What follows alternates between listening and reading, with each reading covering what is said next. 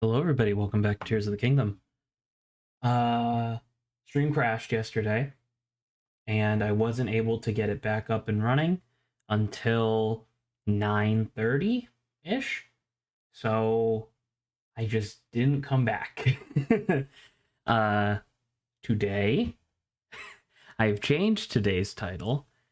The plan for this weekend was to do the Lost Woods and the mazes, the three surface, sky, and underground mazes, but no one showed up. So, my plan for today is to go for about an hour just doing shrines and stuff. And if no one shows up for an hour, I'll just end stream early again. And that's the plan. Shit!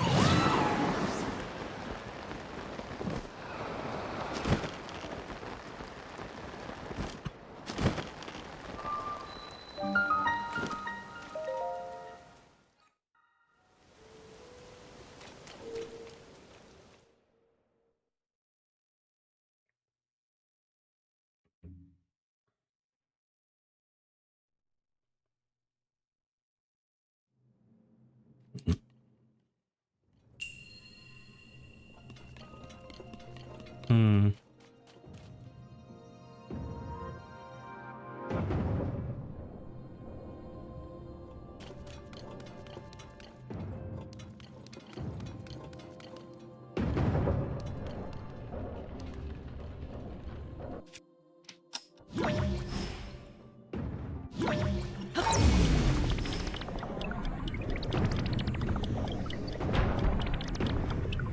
Well,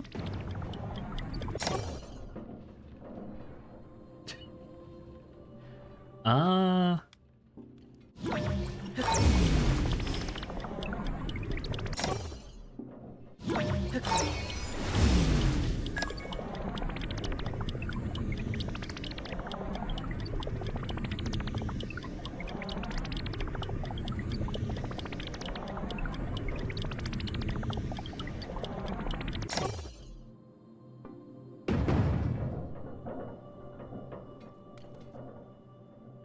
cool. I may or may not have worked to this one. Damn it. Frick.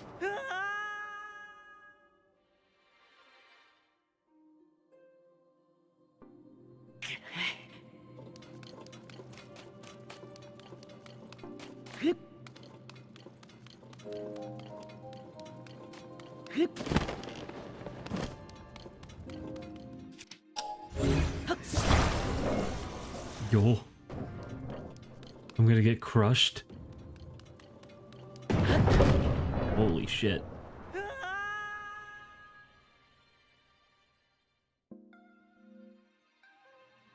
Okay, well, this is a well-timed bounce.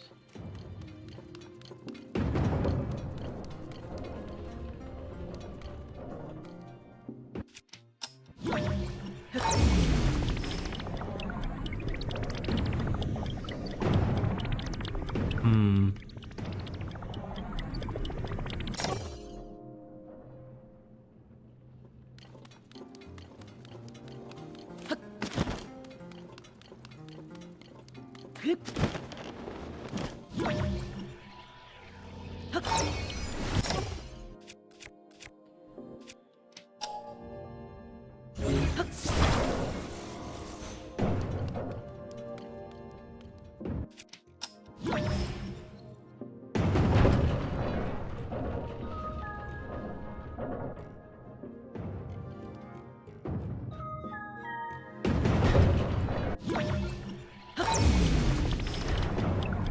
Oh, come on.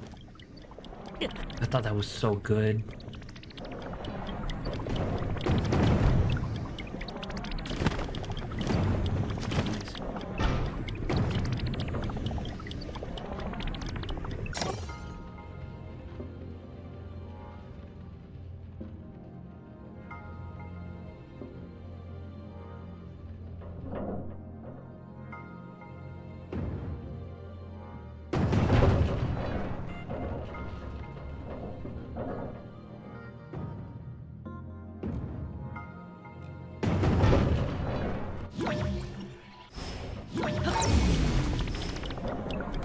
Shit.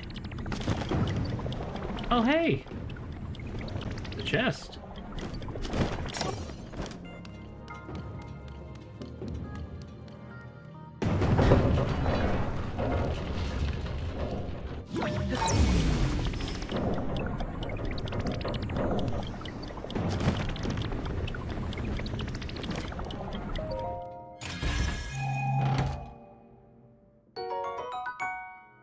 Neat.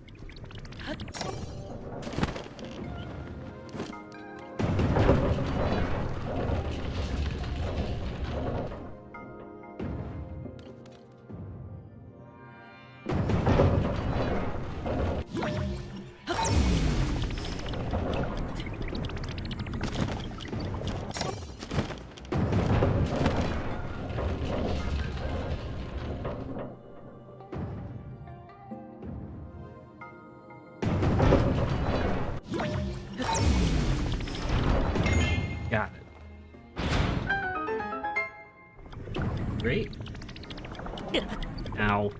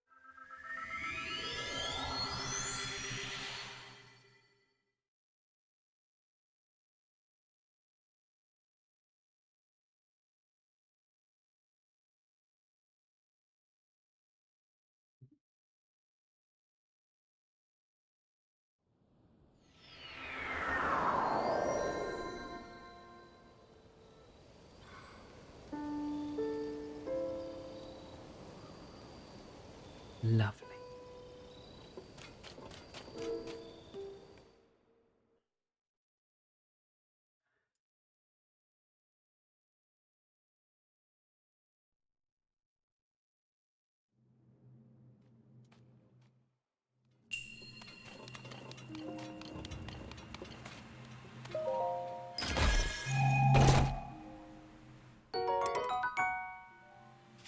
Ooh, I do want that.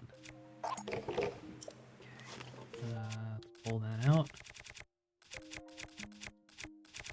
This is gonna be real expensive, but I gotta know. Does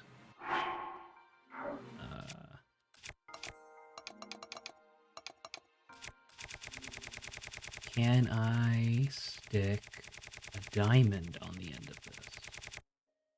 Oh, I only have the one.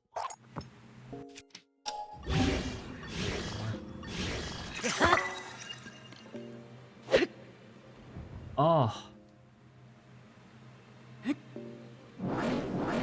Oh. Diamonds don't have magic, but opals do. Okay. Damn. I'm a little sad because I wasted my only diamond on a freaking magic scepter. Damn it.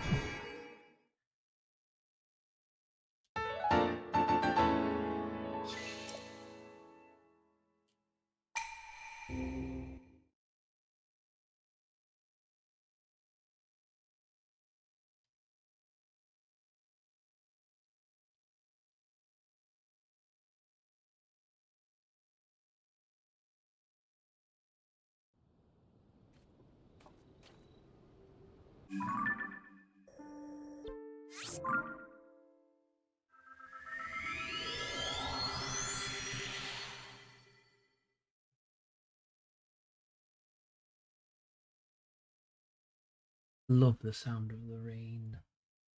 Oh, my camera all messed up.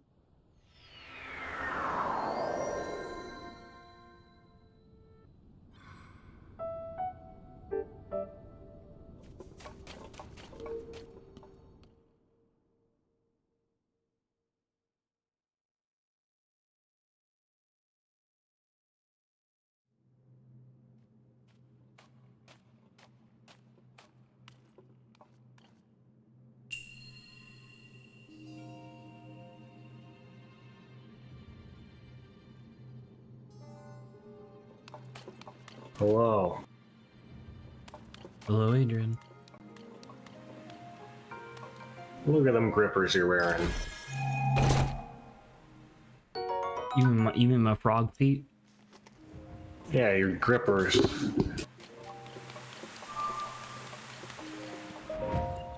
How's it going, Adrian? It's alright. What's this fancy looking shrine about?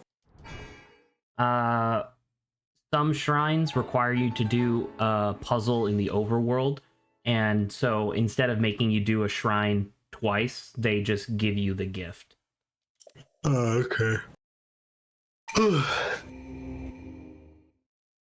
Well, how have you been?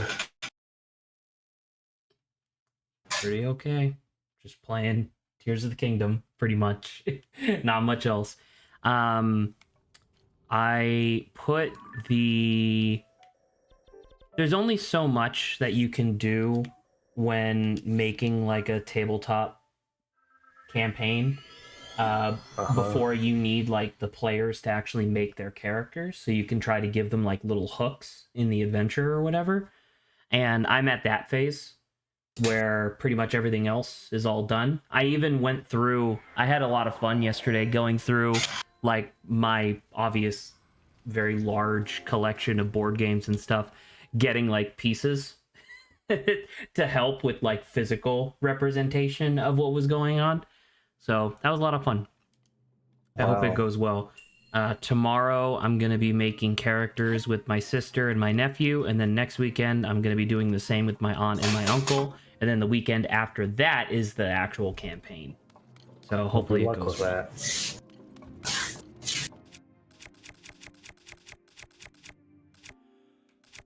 What did you think of the Dungeon Messi trailer? I look forward to Dungeon Meshi, the anime. I will be waiting until there's like 4 episodes out before checking anything out.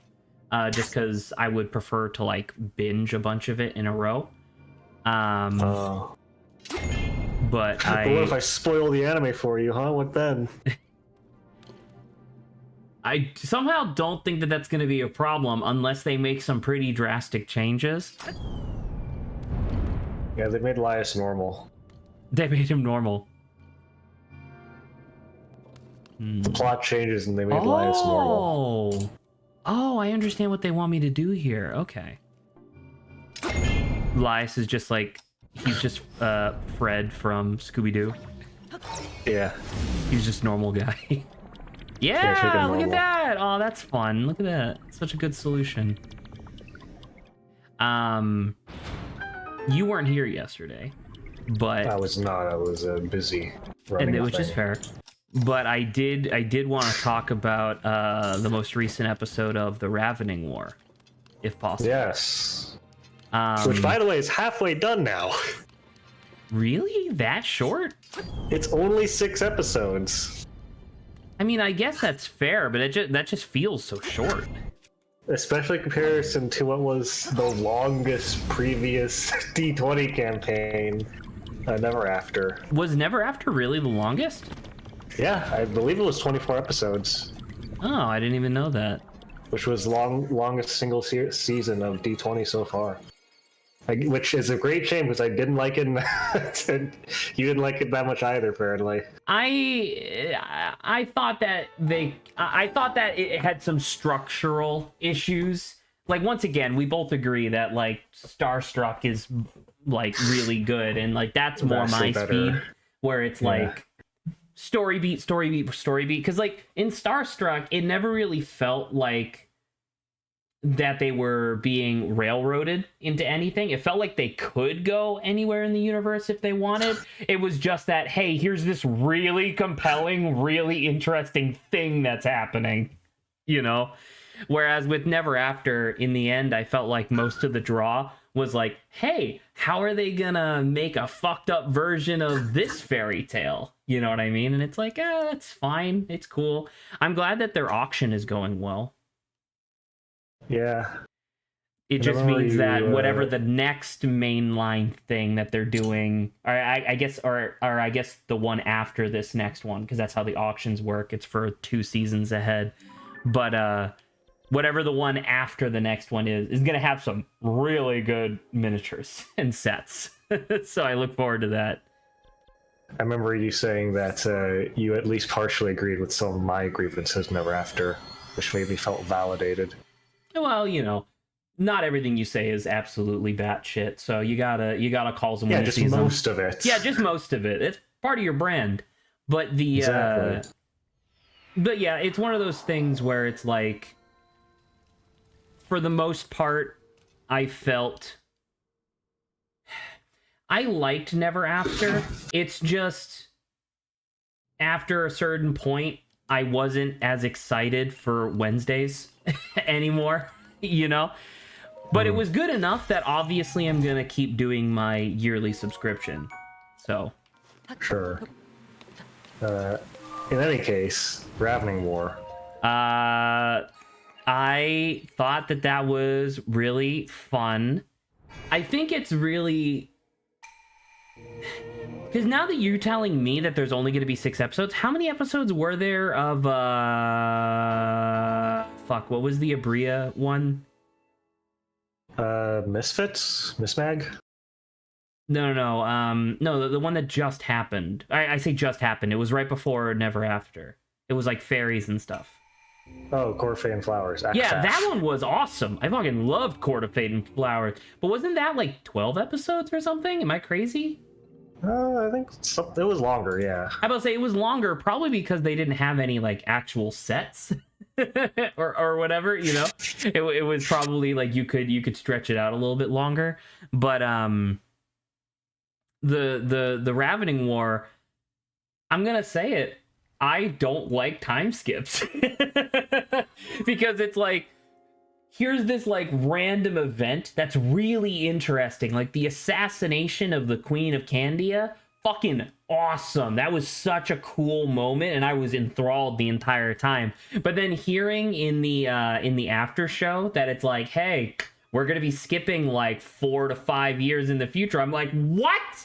Nothing happens in this 4 to 5 year period of time? What the fuck are you talking about? It's like, oh, right at the beginning, smack dab in the middle, right at the end. And it's gonna be like 3 episodes, I guess. So it's obviously the conclusion of the Ravening War, but it's like, hot dog, dude. But yeah, I don't know. I thought it was great. I liked it a lot. I really like the because, you know, in Never After, it was always like, oh, how are they going to mess up this fairy tale to make it all creepy and weird, right? In the Crown of Candy setting, in the Candia setting, I really like how it's like an interpretation of like, here's what a society, like a metaphysical society of food would be interpreted as. And I can't believe I never thought of mushrooms before. Like mushrooms and mold as being part of that society. And so like when it was revealed that it's like, oh, there's actually this secret Illuminati of fungus people, I'm like, what? Well, That's awesome. they mentioned the inventory part. Apparently, this was a thing that Brennan had in the lore docs, just never got to. He had talked about it during Crown of Candy, because I remember I went back and watched those adventuring parties as well, and it was just like an offhanded like comment about the fungus Illuminati, and that's all he said. I didn't realize that it was like, oh, it's like an entire other nation essentially, because the idea is like, well, mold doesn't die because it doesn't get eaten. And it's like, that's true actually, I guess. You know? And I like the idea that what the fuck is Brendan's character's name? Rathaniel. Bishop Rathaniel. I love the idea that Rathaniel has prophetic visions about his eventual fate when he is gonna succumb to the Hungry One, where he's gonna be put into a blender for like a health drink. I love the idea of it just being like, oh yeah, I bought this vegetable specifically for this diet craze, and this vegetable now has to live for the rest of its unnatural life in fear of this. It's like, holy shit. It's great. I'm looking forward to it. I guess it does kind of give me pause though, because Abria's character, she appears to like be being consumed by like rot or something like that, and none of the other characters know yet. The players do, but the characters don't. And I'm like, wait, are you already part of the fungus Illuminati? Because isn't rot the same thing, or is it not? I don't know.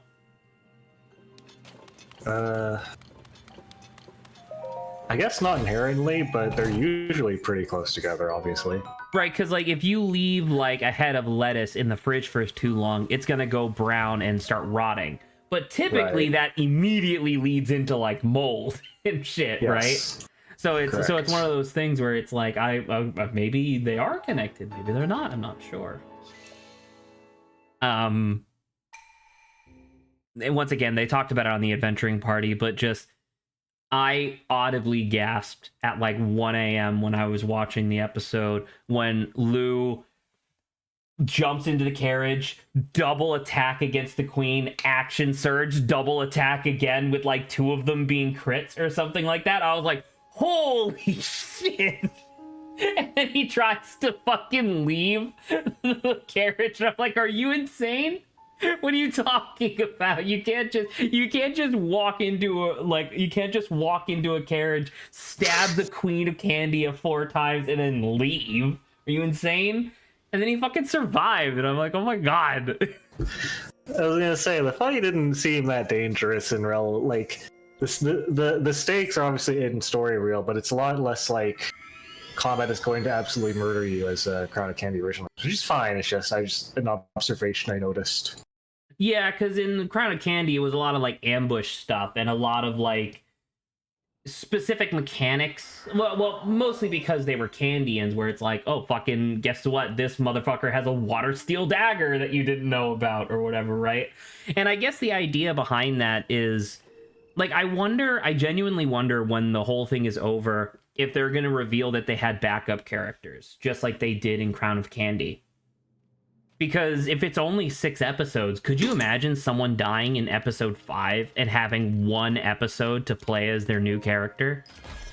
I feel like at that point they just wouldn't even be at the table. I don't know. And that's what I'm getting at, where it's just like, well, if you're playing like a long form campaign, or if you're playing a campaign where the characters don't really matter and it's about your actions, then it's fine. But in this particular case, could you imagine if Deli died next episode and then Lou had 2 episodes as his backup character?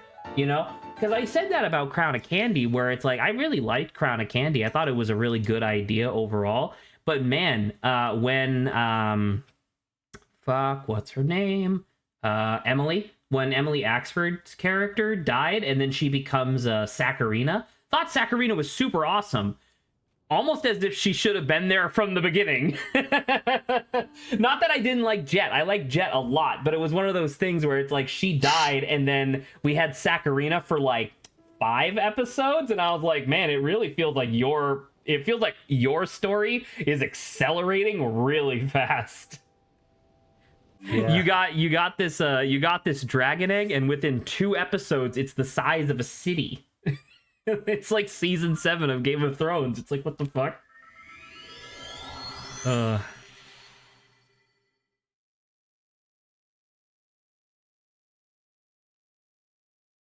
By the way, since you weren't here for the beginning, I did want to state, just for posterity, that I'm cleaning up more shrines, obviously, and then my intention for today is to do the Lost Woods.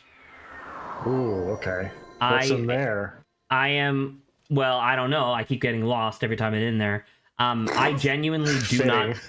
I genuinely do not know if. Excuse me. I genuinely do not know if the mechanic of the Lost Woods is the same in this game as it was in Breath of the Wild. So we'll cross that. We'll cross that bridge when we come to it, I guess. I see.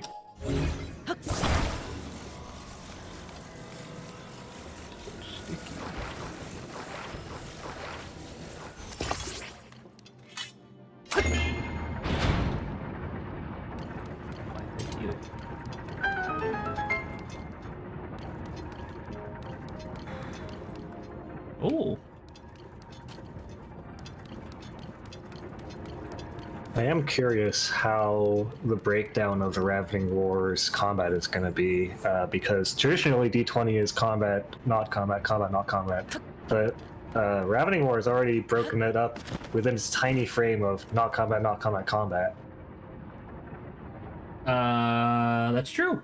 So my assumption is probably, if it's 6 episodes, probably going to be not combat, and then combat for the final episode. Really? That would be my assumption, that they would just repeat the pattern. Interesting spread.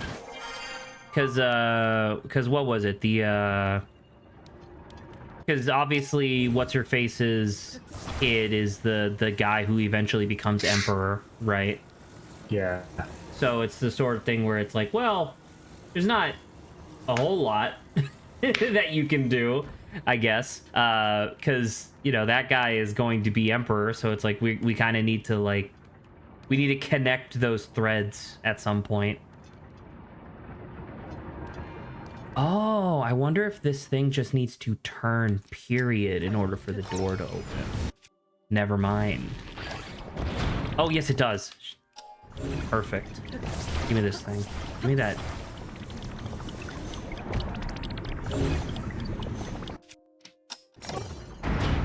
There we go.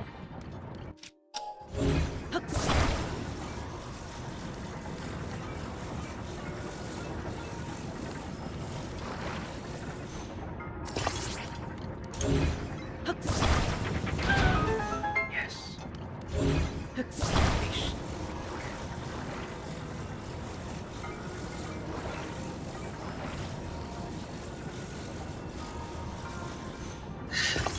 It is it is a little funny to me that the second time, I believe, one of the few times Brennan gets to play is another ultra short season, in my opinion.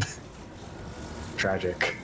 Well, I agree fundamentally, because he's shared so many, especially on the podcast or whatever.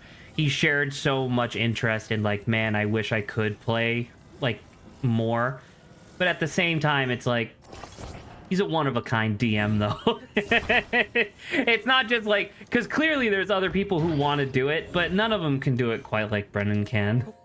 Yeah, I agree. I would love to see, because I had said prior that I had been watching or listening to Not Another D&D podcast, and I still am. It's very good, obviously. But one of the things that they kept talking about in the show was at some point Murph was going to need like extra time to, to get all his ducks in a row.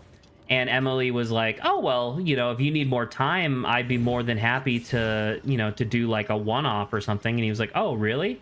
And it's like, well, yeah, obviously that sounds like a lot of fun. And it's like, okay. And I haven't actually gotten to it yet because I'm going through the episodes chronologically, but I can see the episode like on my feed of the one that she apparently like hosted or DM'd for. And it also just so happens to be like their 4th most popular episode ever. And so I'm like, ooh, I can't wait. I can't wait for this. It's gonna be great.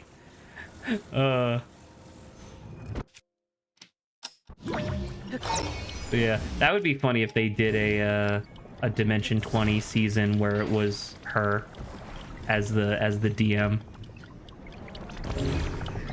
It would obviously be chaos, but I think it would be fun chaos. I was about to say, I feel like it would. I feel like it would probably prove the kind of known fact, right, that Emily is quite a chaotic being.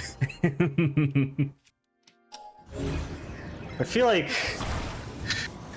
like there's just to compare apples and oranges here. I feel like both of them in their respective casts, Critical Role and Dimension 20, have built a reputation of being like, oh, they're so chaotic. But I feel like between Laura Bailey of Crit Role and Emily Axford of D20/NADPOD, Emily is infinitely more random and unpredictable and volatile than Laura is. It's because Emily has this like sense of like whimsy. well, whimsy, but also like I'm specifically doing like in the podcast. Obviously, there's no visual, right, on Not Another D&D podcast. But I'll be walking through the forest, and I can feel her looking at Murph as she's saying some stupid shit and reveling in his like fury. You know what I mean? She's like I try to slip him a slider real quick to see if he likes it and he'll be my friend. And Murph is like, it's a dragon. you're not gonna befriend him. Roll 3 nat 20s in a row right now and he'll join the party. And she goes, okay, that's a 13, that's a 14. It's like, and it makes me crack because you already failed. You already didn't do it. Why are you still going? And the fucked up thing is that that if Allie did it, they would instantly get those 320s. Exactly. Because Allie's so fucking lucky. Speaking of Allie, there was an instance where I was just, I was online as you do, and I was reading people just talking about Dimension 20 and stuff in general. And somebody shared a opinion that was very similar to like an opinion that you have shared in the past about Allie. And it was interesting because it wasn't like people immediately came to anybody's defense or offense. It was, they had like a genuine discussion about it, where it's just like, it seems like Allie has, some stuff going on when it comes to like not really taking things seriously or not really giving things the gravity that they deserve, yada yada. And the person and like the discussion eventually was like, I think Allie as a personality type is the type of person that needs to not take things seriously, because if they do, it's gonna just become awkward, I guess. Because it's like, I'm thinking of all the times when and this is what made me think of it to begin with. I'm thinking of all the times in Dimension 20 where Emily is like visibly crying during a scene. You know what I mean? And she does it so many times throughout the different seasons and stuff like that. And I'm trying to think, like, does Allie ever have a moment like that? Or are they always doing the Marvel thing where as soon as there's like a serious moment, they undercut it with some sort of joke? Which is fine. Like, that's totally fine. Like, but it's just one of those things where it's just like, it's a pretty one-track mind, I guess. Whereas a couple of the other members of the cast are a little bit more multifaceted, I guess. I was gonna say I assume that you've watched all of it. Still haven't watched all of Unsleeping City, but given the importance of Allie's character, I was assuming that's where that happened. I did finish season 2. I did finish season 1. You did, or sorry, say it again. You said it quickly. I only finished season 1. Okay, so you haven't finished season 2 yet. I was gonna say if there has been a moment like Allie, my assumption was that it would happen in USC Unsleeping City. Kind because of. Allie's character is really plot important in that. Oh, absolutely. Well, as is Lou's, for obvious reasons. Right, and Lou very much has that moment multiple times. Allie has that thing where their character is very much, because obviously they came from like a broken existence, right? And so Allie's character is very much the sort of thing where it's like, when there's like an emotional scene, it's always because of like personal progress or a relapse of some kind.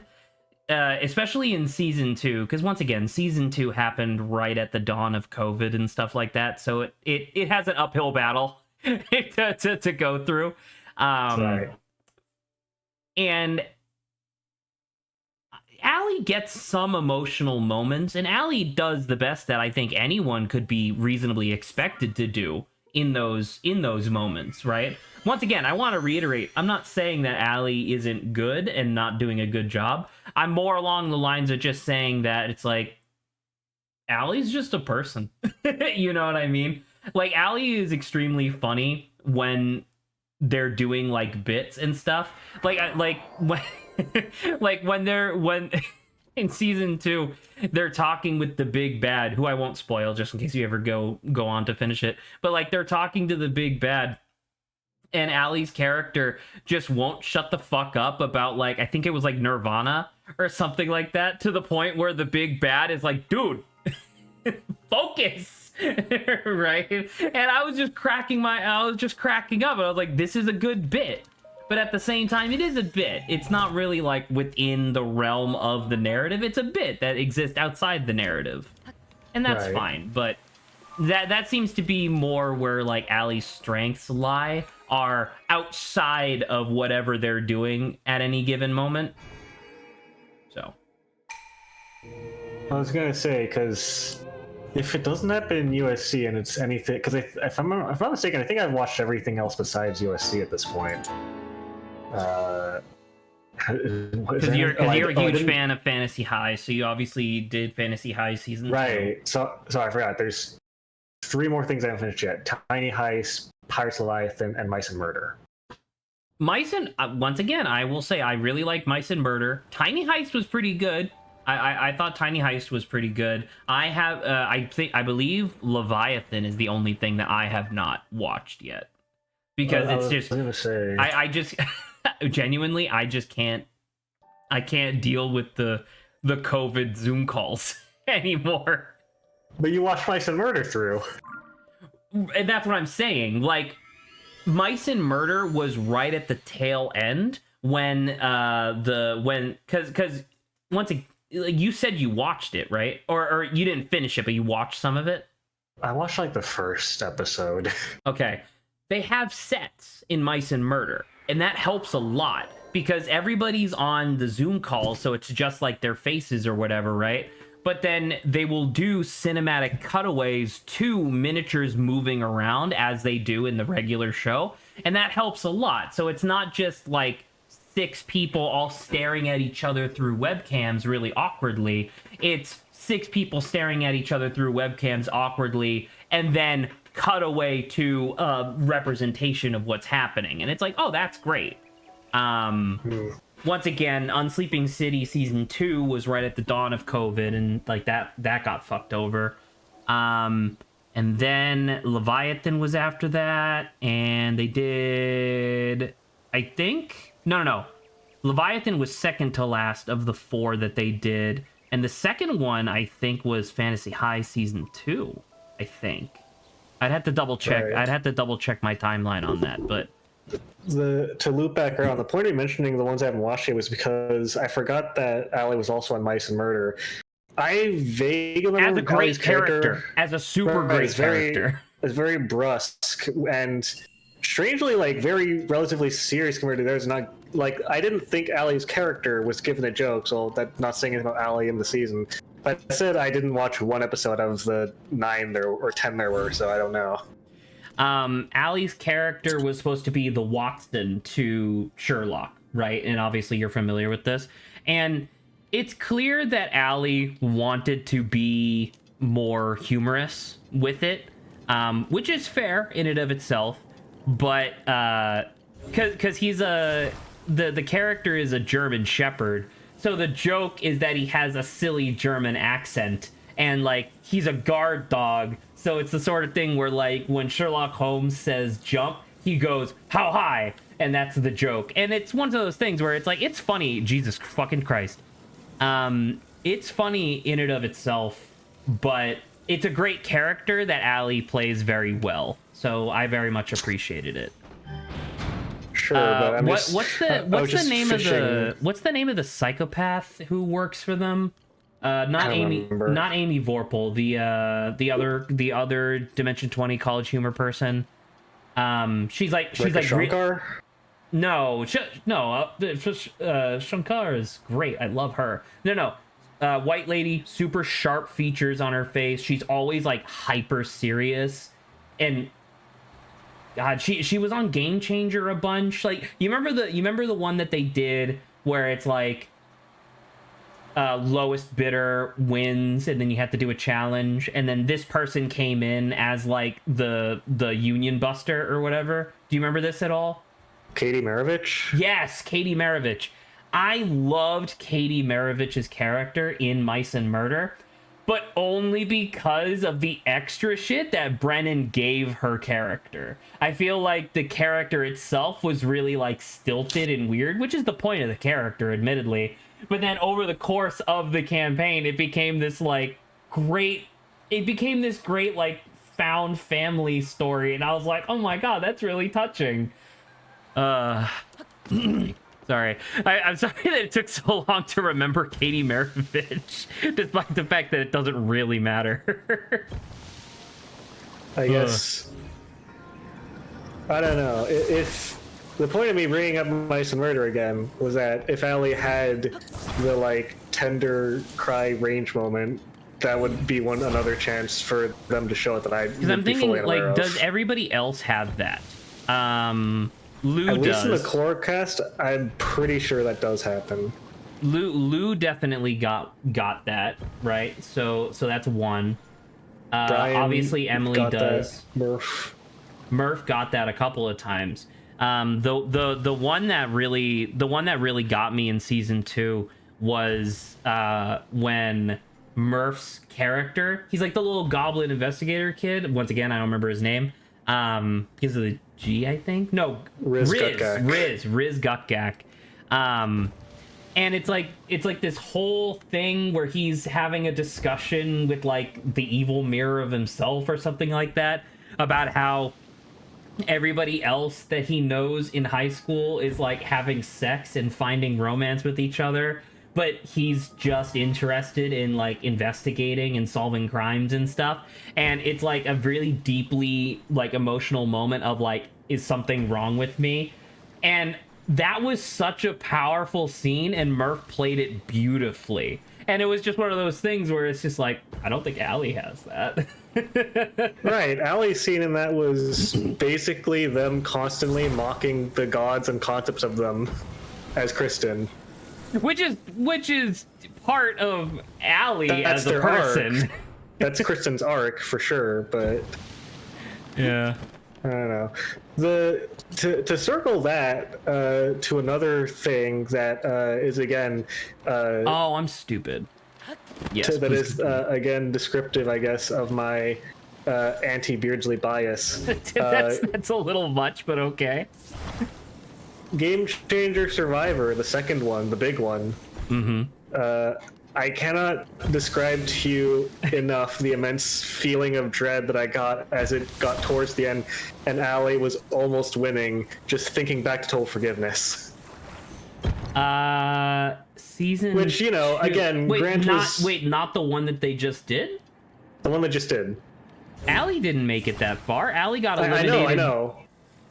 What, well, Allie got eliminated in the second half. Yeah, well, in the second episode, sure. So, right. Sorry, were you saying that you were worried because Allie wasn't eliminated sooner? Basically, yeah. Oh, okay. Well, I mean, Allie got pretty far into that one. I mean, you know, Allie did lose in absolutely the most Allie way possible.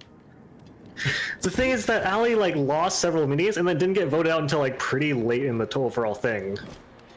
Well, you know, which is fine. It's one of those things where, like, Survivor, like, not mechanics, but like survival social structure and stuff. Allie had established, you know, alliances super early, and it was, you know, there was a bunch of stuff going on there, but. The point of it all was that I was very anxious that Allie would win because in my heart of hearts, which is probably not totally fair given Grant himself has already forgiven them, was the fear that Allie was going to win this, the like super deluxe plane tickets or whatever, and Grant would again be left with nothing. Yes. I don't know. I'm still not entirely over that because that comment was fucked up. We obviously had the whole, you know, the whole discussion, and it is nice that Allie opted to give Grant, you know, give Grant like half the money at the end of Total Forgiveness and whatever. But and I don't know. I've already said my piece on a lot of that stuff.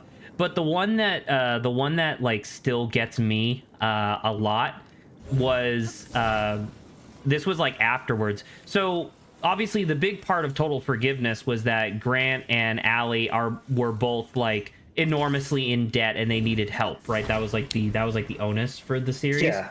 Premise.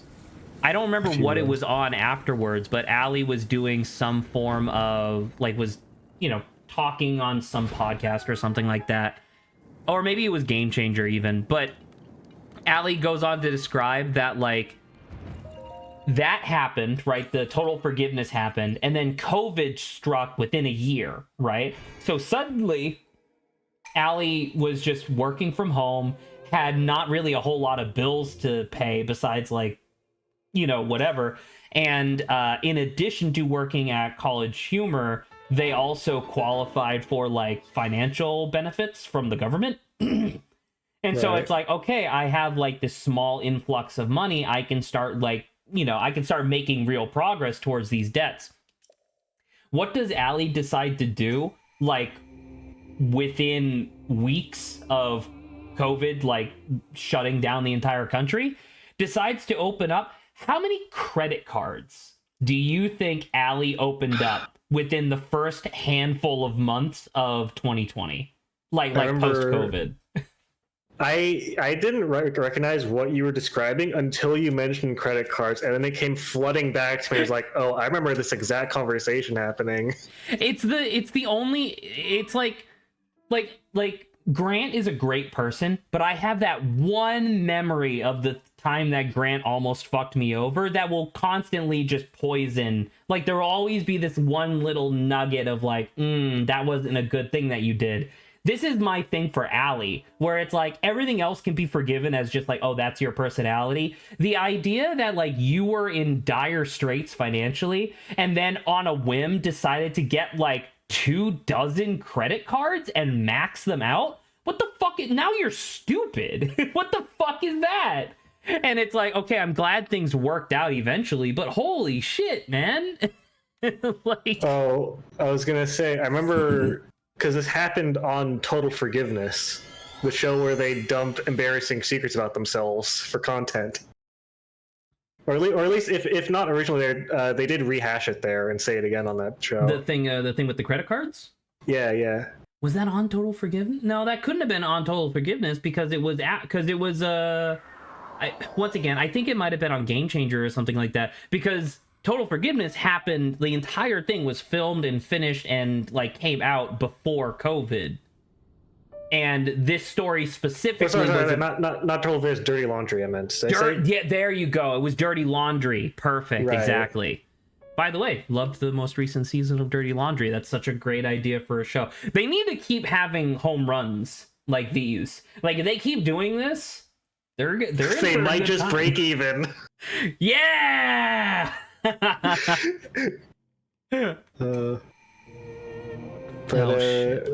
yeah, I don't know.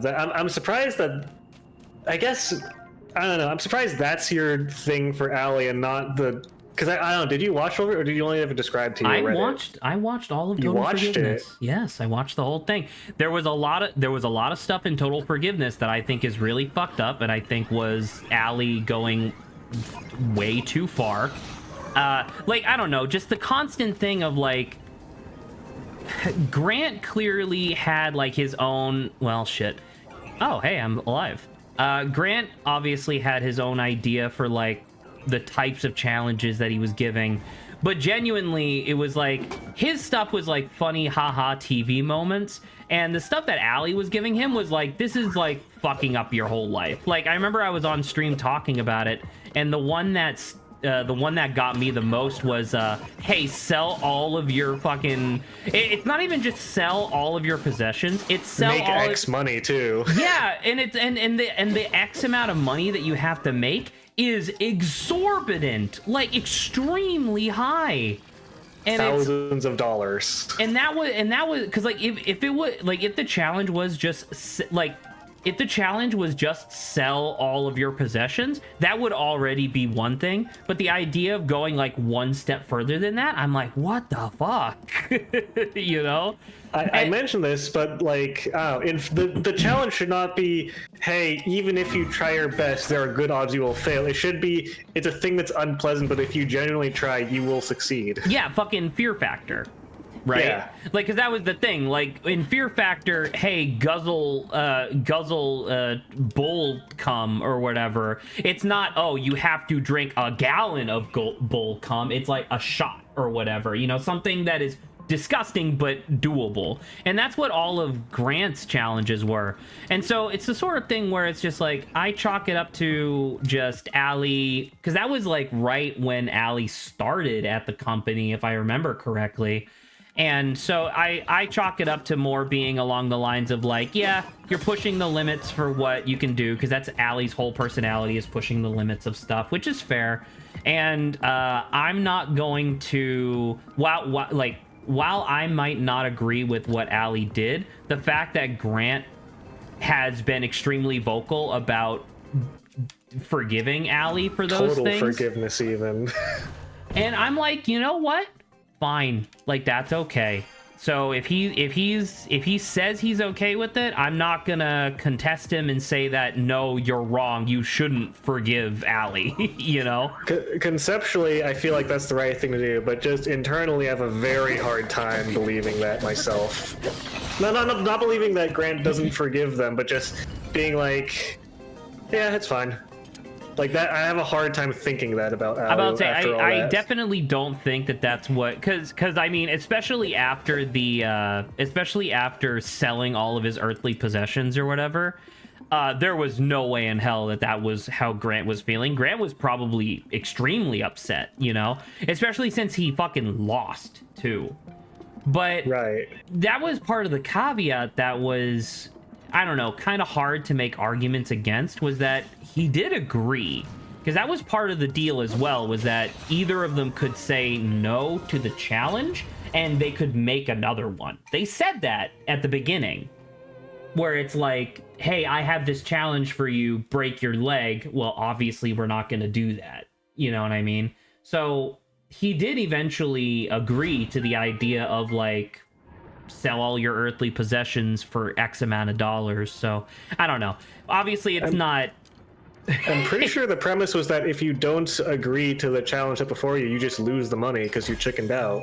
No, that was if you accepted and then chickened out. If you did that's why they had the thing where they would sit in the room, because at first it was the proposal, do you agree? Like every episode, they sit in the room with the producer guy. Well, they were producers as well, but they sit down in the room with the producer guy. One presents the challenge, or they present the challenge to each other, and then they both go, okay, let's do that.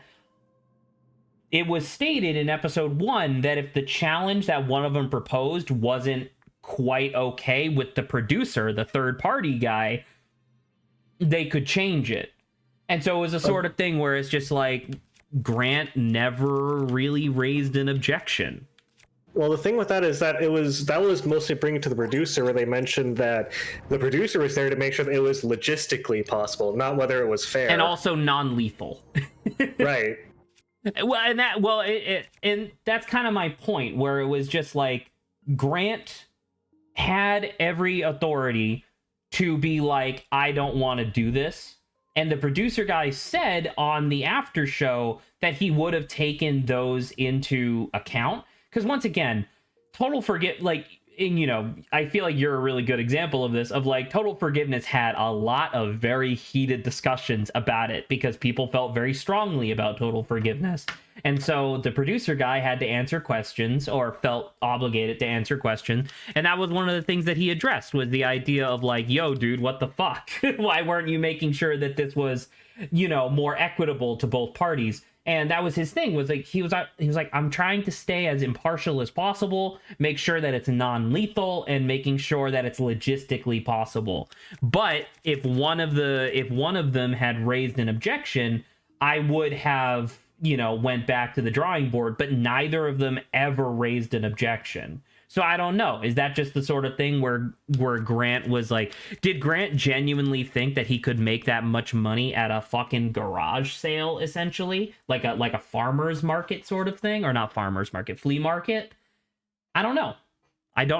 But he did agree to it. And it's not necessarily an instance of like, oh, well, you agreed to it, so tough luck. It's more along the lines of like, well, you agreed to it. Clenched teeth, sweat drips down brow. I guess. I don't know. And it should be noted, I'm not exactly 100% with you, obviously. I do think Allie's fucked up. I think Allie's whole thing is about pushing buttons and going a little bit over the line and then keeping going until people push them back. But at the same time, it's like, yeah, sometimes you go too far and it's not cool. Yeah. Goodbye. Here you go. Holy cow. It does make me sad because one of my closest friends, enormous Allie fan, and also at the same time was pretty vocal up until the very reveal of what exactly he was running, big against Matt Mercer being on D20 as a host. This was the same person, because you talked about both. The same person. Because you talked about this person in two separate instances, and I assumed that they were two different people, but it's the same person. And that's same person. It's okay. Like I was telling Saba, and obviously we still have, a decent chunk of the Ravening War left to go, but I think it's primarily just because, well, I don't know, because once again, you said that you watched or listened to a decent chunk of Not Another D&D podcast. There's something maybe about like 20 episodes ish. That's still a lot. That's like 20 hours. So that's still a lot. But what I mean to say is that there's something about how Matt Mercer runs his show. It doesn't rub me the wrong way. I still love it. I still think it's very great, but it's definitely not my preference.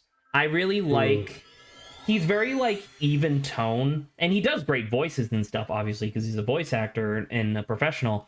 But right, it's very like even keel, and like he'll describe a scene like how did I put it to Saba? When Brennan Lee Mulligan is like DMing something, there'll be a twist. And not saying that his story didn't have twists. Obviously, we just had an episode with a pretty big twist in it. But it's more along the lines of like, Brennan will be describing something, and then suddenly they'll be like, you know, and then crack, your neck is snapped, or like bang, something falls out of the sky above you and it's scary, you know what I mean? Whereas when, at least in the 3 episodes, which is a combined like 6 hours of content, if not more, Matt Mercer is very even keel. Here's what things are. Let me give you a sufficient description of the environment, and then we move into the thing. And it's like, that's fair. It's like, I feel like Brennan Lee Mulligan is like soda, whereas Matt Mercer is like seltzer water. Or like sparkling water. You know what I mean? Both very good, just different. Like, is there a difference between those two? Are they not the same? Sparkling water? Sparkling water is just carbonated water, no sugar added. It's just carbonated water. Seltzer sugar? Sorry. Well, sorry. Carbonated water and seltzer? Yeah, are those not the same thing? It's more carbonated seltzer. Seltzer is like pressurized typically. It's kind of like, it's like whipped cream, but water. I forgot I was talking to a water expert. I'm not, well, listen, dude, I like water. I grew up in a reservoir. This California tap water is not meeting my standards. You almost just made me. You almost just made me choke because as soon as you said I grew up in a reservoir, it's like, yeah, I would say that. You did say that multiple times. No, the actual thing was that I grew up near the Merrimack River, which is, you know, like really fresh water, and it supplied like all of New England or whatever. And it's superior to Californian filthy tap water with all its genders in it and all of its social justice. Go fuck yourself. I missed gender social justice and feminism in it once in a 30-minute conversation, and now I'm this guy. God damn it! It's got all its sexuality and gender in it. Its critical race theory. What the fuck? Listen. It's turning the freaking frogs gay. Okay. Exactly. And that's why I'm voting Alex Jones for president. Oh fuck. Anyway. Well, apparently it doesn't matter if it's if you're a felon anymore. You can just run for president. Who cares? Well, technically, Trump was charged in a civil case, not a criminal case.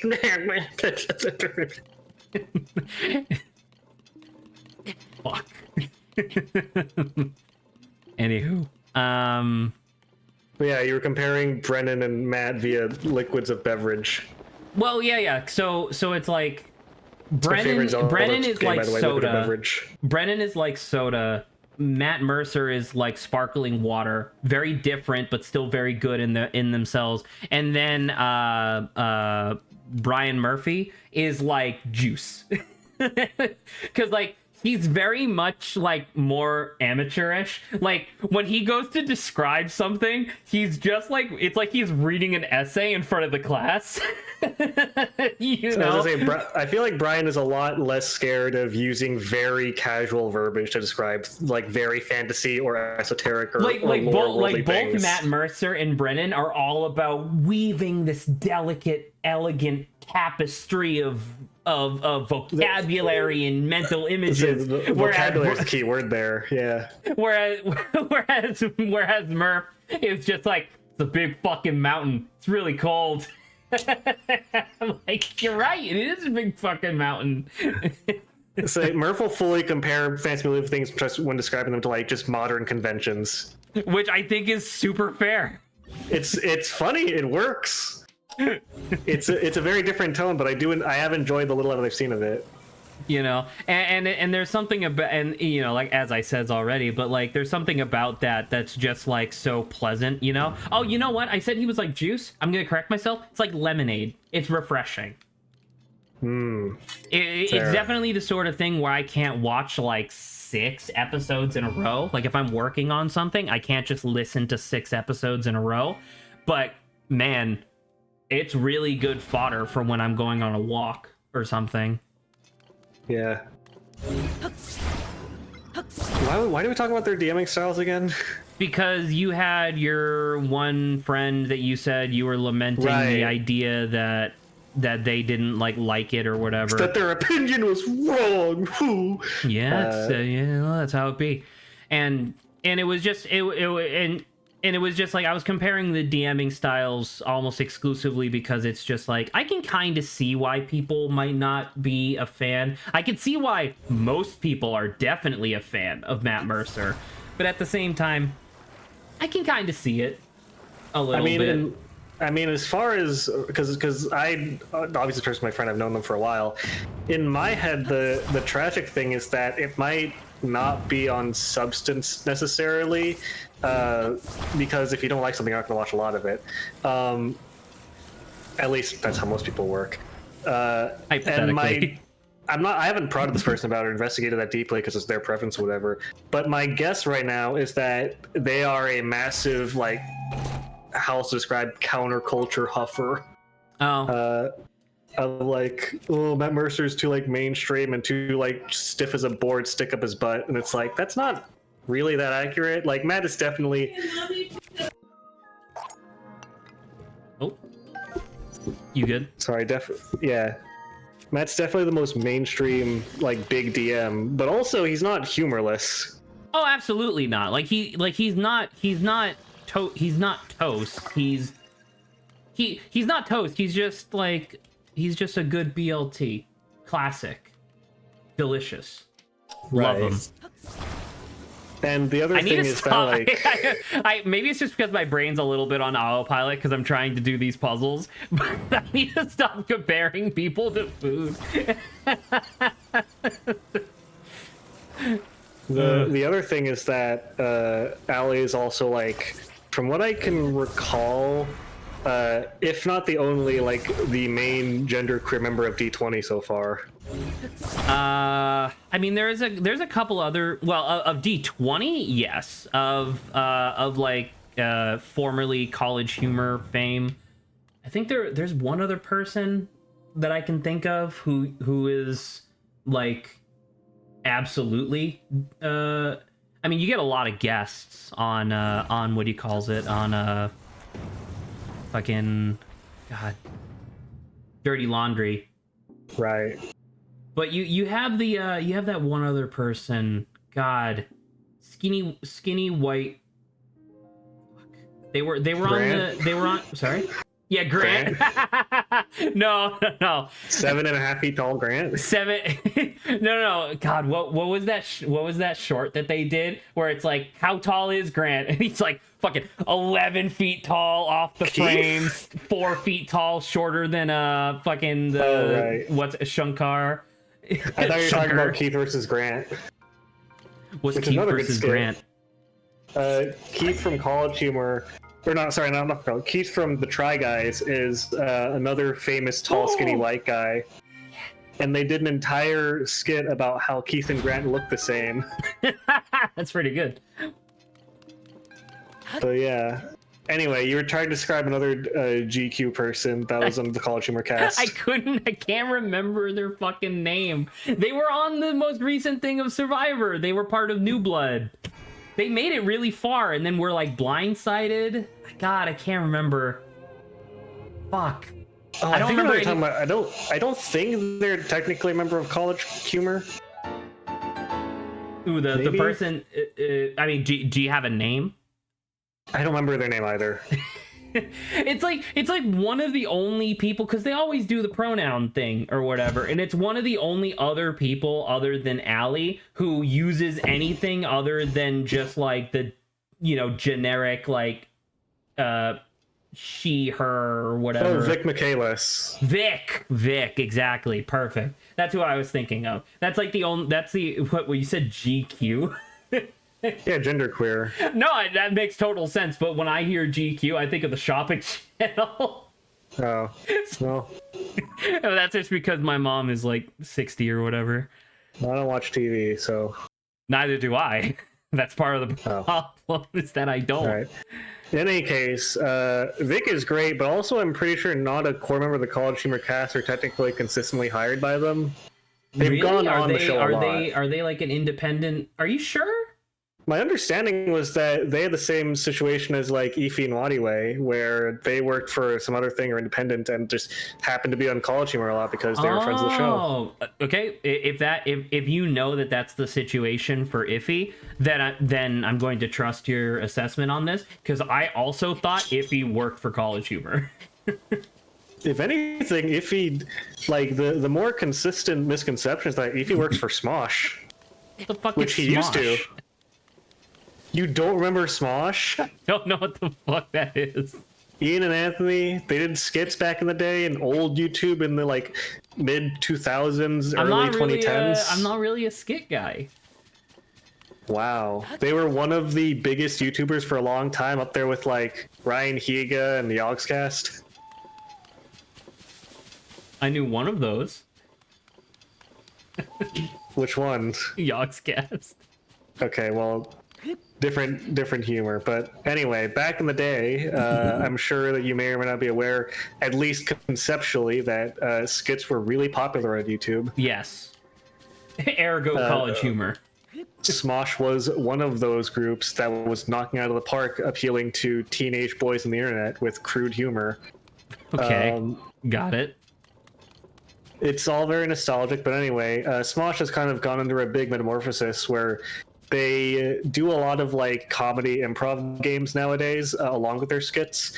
And is this the thing where is this the thing that I see every once in a while where it's like a person sitting in a chair and they have like a mouthful of water and you can't laugh? To laugh. That's one of them. Okay, so I'm vaguely so that's so like they do that a lot. Yes. And Ify worked for them for a while and then went off on his own to do his own thing. What is he now? Is he just like independent? Yeah, more or less. He has a couple projects going on. Okay. I like because Iffy's great. Iffy's real funny. Ify is great. Wait, so how many people actually work for College Humor? Although I guess it's just called Dropout now because they're not College Humor. I think. As far as talent goes, probably less than you might think. I was say because D20. Right, all consistent crew members or cast members. I feel like most of the staff, aside from a few, are like production staff. I feel like most of the production staff, save for like a few notable examples, are probably like on a contract basis. I don't know if that's accurate. They have a few. There's at least a good handful that are consistent there because that was literally one of the challenges of not. It was one of the challenges of one of the Game Changer shows of like name a bunch of crew members. Jesus. It was the how many one. I like the how many one. That was a good one. Was that not what I was supposed to do? Okay. Cool. But yeah. Genuinely, I think it might be that the old blood were the only ones that were actually consistent, like, employees of College Humor. And the new bloods were all people that have just shown up on the shows a lot recently. Old guard versus new blood. I mean, I guess so. It just feels weird because it's like if they're called new blood, wouldn't that be like, hey, they're new hires? Like, what's the name of the great big fat guy? Josh? Jacob Wysocki. Jake? Fucking love that guy. Fucking guy's great. How dare you not hire him? No, he's definitely hired because he talks about how he talks like multiple times about how Sam Reich like has literally saved his life because he was in a really bad financial situation and Sam finally threw him a bone. I mean, Sam is just a nice guy, so I believe it. Up! I keep dying. You have any ideas? Can we focus up for like a quick second? Can we pool our brain power to maybe think of what we're supposed to do here? What's that nerd looking at? Sorry? What's the nerd looking at? That's just like an AI companion. He's not really looking at nothing. You sure about that? I'm pretty confident. I hope. What if he's the key or something? I don't know. Well, because I can unsummon him. No. I don't have a because in the Breath of the Wild Lost Woods, they gave you a torch right outside the place where shit started to go bad. Like if I go over here, yeah, I still die. I mean, do you have anything that like counteracts the darkness or whatever? Counteracts fire? the darkness. I mean, I do. I have these. Are those anything? Like if you attach it to a stick or something?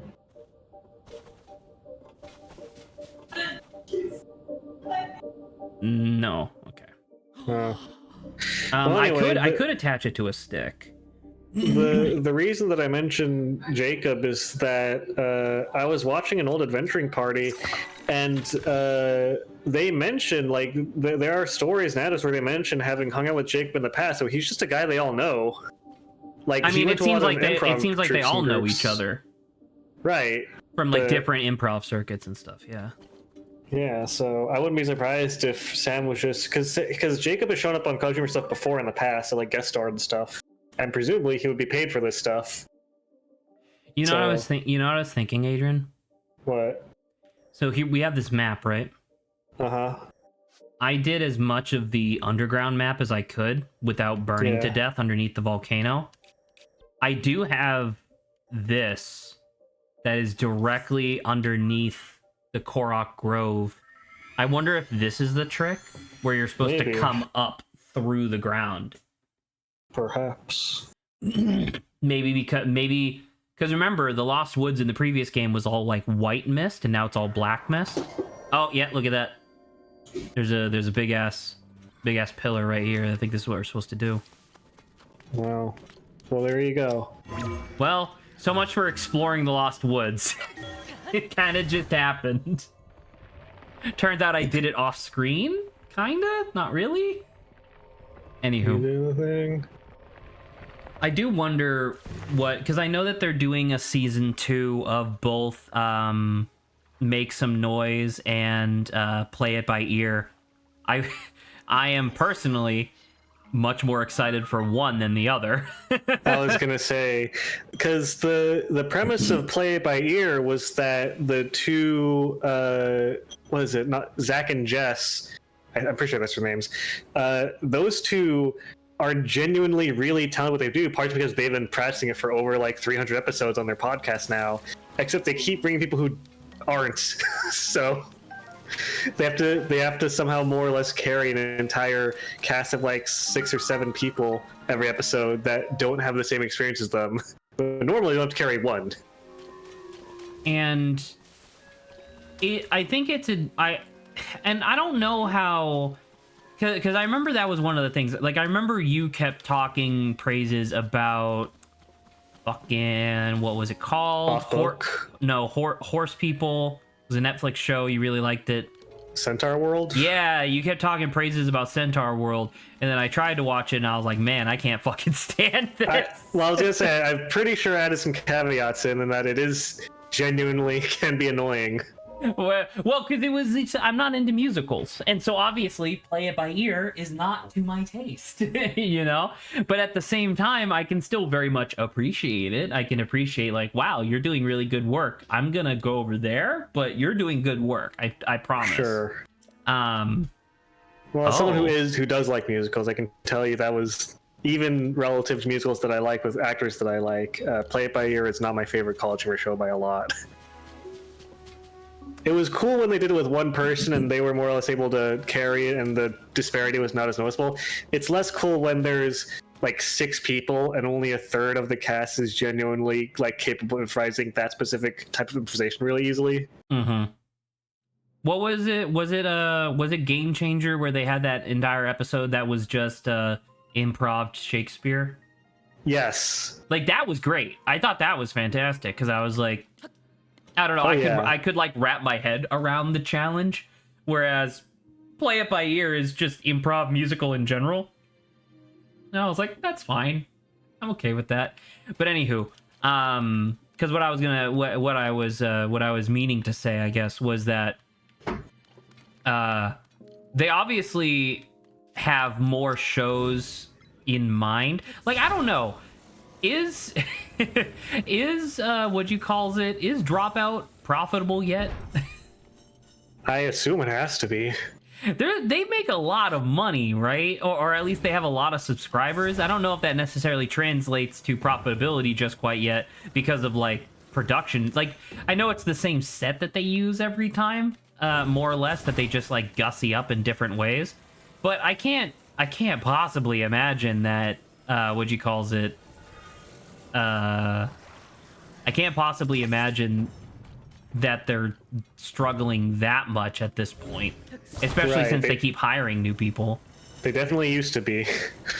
Oh, exactly. But then, and then, Dimension 20 like really kicked off, and what do you calls it? Breaking news is pretty good too. Right. Well, breaking news isn't breaking news is like an advertisement out into the world. It's not an exclusive. Whereas it's the game show about correcting people. Oh, Actually? Yeah, Actually was just like stable. It was like steady. It was like the value of gold. You know what I mean? The entire time. The gold where it's standard. like, yeah, well, not even just the gold standard, but just like, yeah, and just thinking about that, where it's just like, man, I wonder what other shows they have going. Because once again, I think Dirty Laundry is a freaking great idea. I can't imagine how much longer it can go for, but I'm having fun right now. I will say I do like Dirty Laundry, and I was glad when they added a different prize, but I do kind of wish they had different prizes. Well, I think that, I'm assuming it's going to get a season 3, because season 2 was very popular on the Discord. I can say that. But my assumption is that the reason why the prize is so like lackluster is because it's like, okay, you had your introductory season. Now here's where we're gonna like actually start. This is your final test, and if they pass, then I'm assuming that they're gonna get an actual prize. Or even if they're not gonna get an actual prize, it might be totally fair to say that the actual prize is the fact that you get paid to drink and answer questions. Fair. But yeah, I mean, breaking news is not exclusive necessarily, but there's a lot of episodes that are only on Dropout and not on YouTube. Is that true? Oh yeah, like they release maybe like, I don't know, 20 to 40% of their stuff onto YouTube, and the rest is only on Dropout. Oh, really? I didn't know that. Yeah. I'm trying to think what actually got me into Dropout in the first place. I think it was... No, it was never mind. It was definitely Dimension 20. Don't be stupid. It was obviously fucking you talking about Unsleeping City. That got me in. No, Fantasy High. It was Fantasy High. Because then I watched Unsleeping City and fell in love with that. I liked Fantasy High. I thought it was really good. But Unsleeping City was like, dude, this is truly incredible. I was gonna say, I could see myself gushing about Dimension 20 and then offhandedly mentioning the premise of USC, and then you being like, what's that? I care about that more. I care about the one that's like closer to where I lived. Exactly. Instead of just like hometown fucking whatever. Midwest America. Yeah, Midwest America. It's like, hey, what's about the one that's in New York? Which again, I don't relate to Midwest America particularly, but I just like the premise. Yeah, but you probably relate a lot more to like the classic fantasy. The classic, like, the classic orcs and dwarves. Yeah, exactly. And elves, I suppose. And elves. Season 2 was good though. Obviously, I wish that season 2 didn't have to be over Zoom, but I think that's I think that's fair. I think it's okay. Thankfully, it was only over Zoom for the last bit. Unfortunately, it was the last bit in the climax. Literally. I still think, and I mentioned this before, but I do still think, excuse me, that season 2 had something that I don't think any other season has done so far, which is that because it was live, they showed all the actors face at the same time, so you could see all the reactions at the same time, which I really liked. Yeah, and obviously, I believe we talked about this as well, where you shared a very much like positive response to that, whereas I was like, I prefer the editing, but once again, not to harp on it, but I think Never After gave me the exact perfect example of what I need for like too much editing. You know, Never After. I did hear complaints about that. You did or did not? I did hear that it was a little too kitschy. Yeah, because it was like over the top. There was stuff where it's like, because obviously you finished it, right? Never After? No, I did not. You didn't? Did you get to the part with? Did you get to the part where they reveal not the name, but like what the stepmother actually is?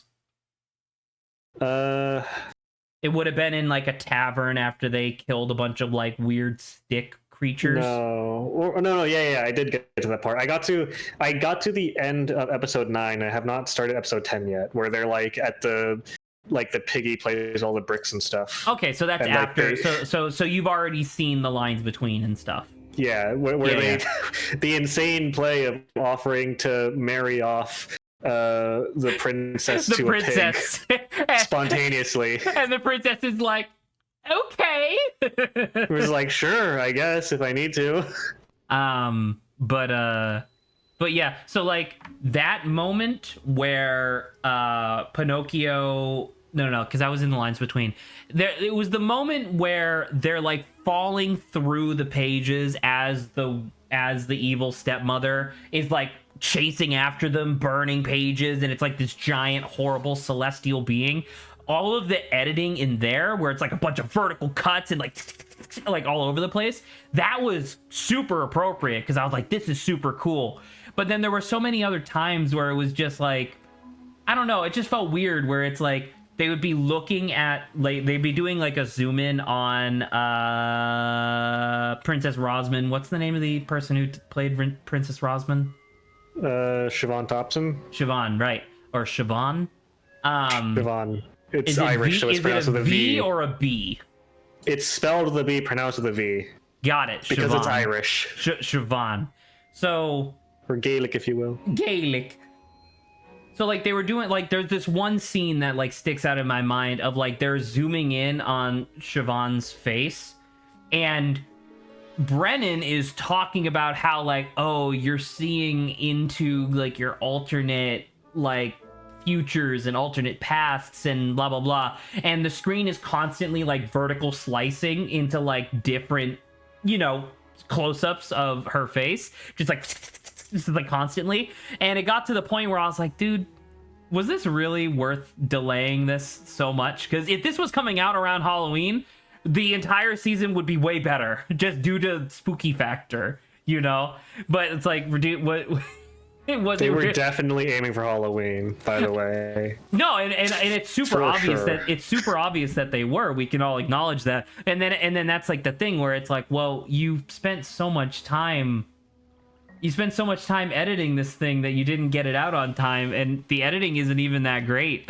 I was gonna say shit. Dude, the Great Deku Tree is fucked. It's all gross on the inside.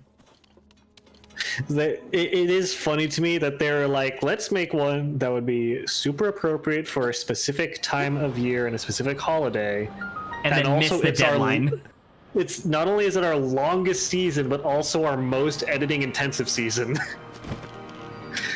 and then being like, yeah, we'll make it on time. We don't have to worry about it.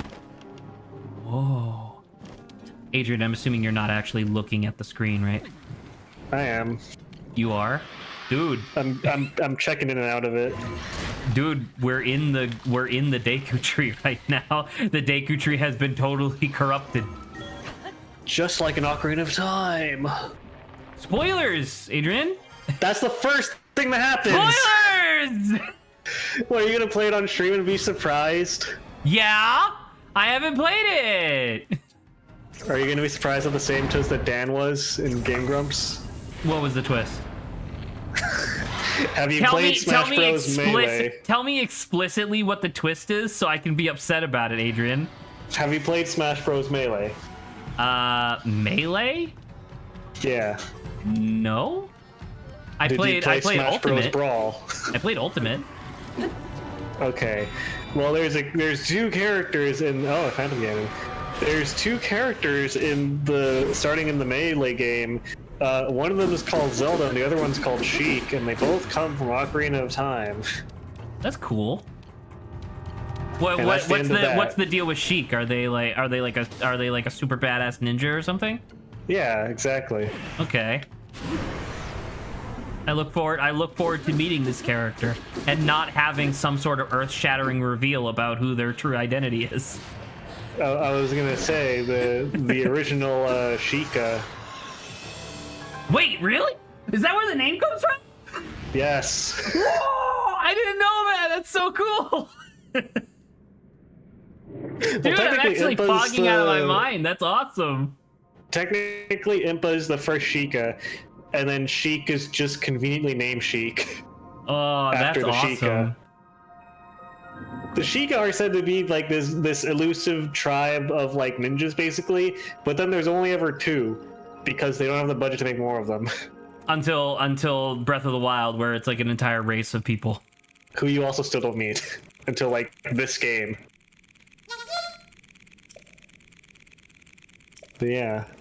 Wait, no. The Sheikah are in Kakariko Village. You're thinking of the Zonai. Oh right, the made-up ones. Just like all of them are, because it's a video game. The Zonai is goat husband. Right. I have too many rods and scepters. I'm gonna toss this so I can pick up a gloom sword.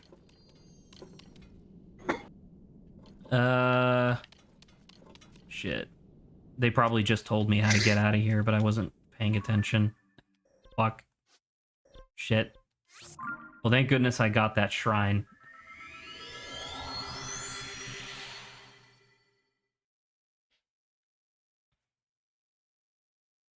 If you're looking for Sheik lore in Ocarina of Sheik Time, lore.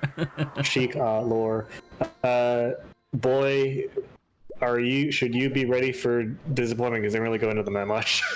That's fine.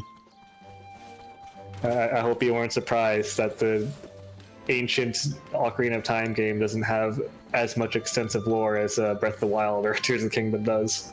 Hello, Deku Tree. Can I talk to you? Mr. Deku Tree. Hello? Hello? Luigi time. Luigi time.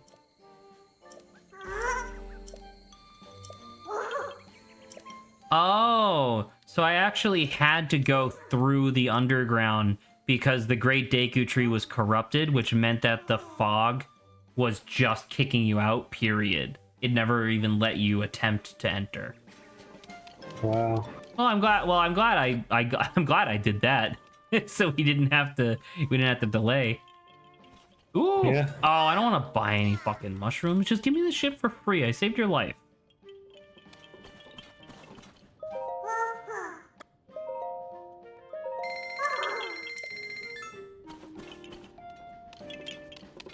Do they usually do 1 or 2 half seasons before doing another primary season of Dimension 20? I'll be honest, I have not paid attention to discern any pattern in that regard. Because I was thinking about it, where it's like, if Ravening War is so short, I wonder if there's... Like, I don't know. I guess in my mind, I'm trying to gauge whether or not we're going to be getting a Starstruck Season 2. Or just like a new thing. I couldn't tell you. Because you know what else? You know what else I didn't watch? I didn't watch Shriek, or not Shriek Week. Fucking Coffin Run. I also didn't watch Shriek Week either.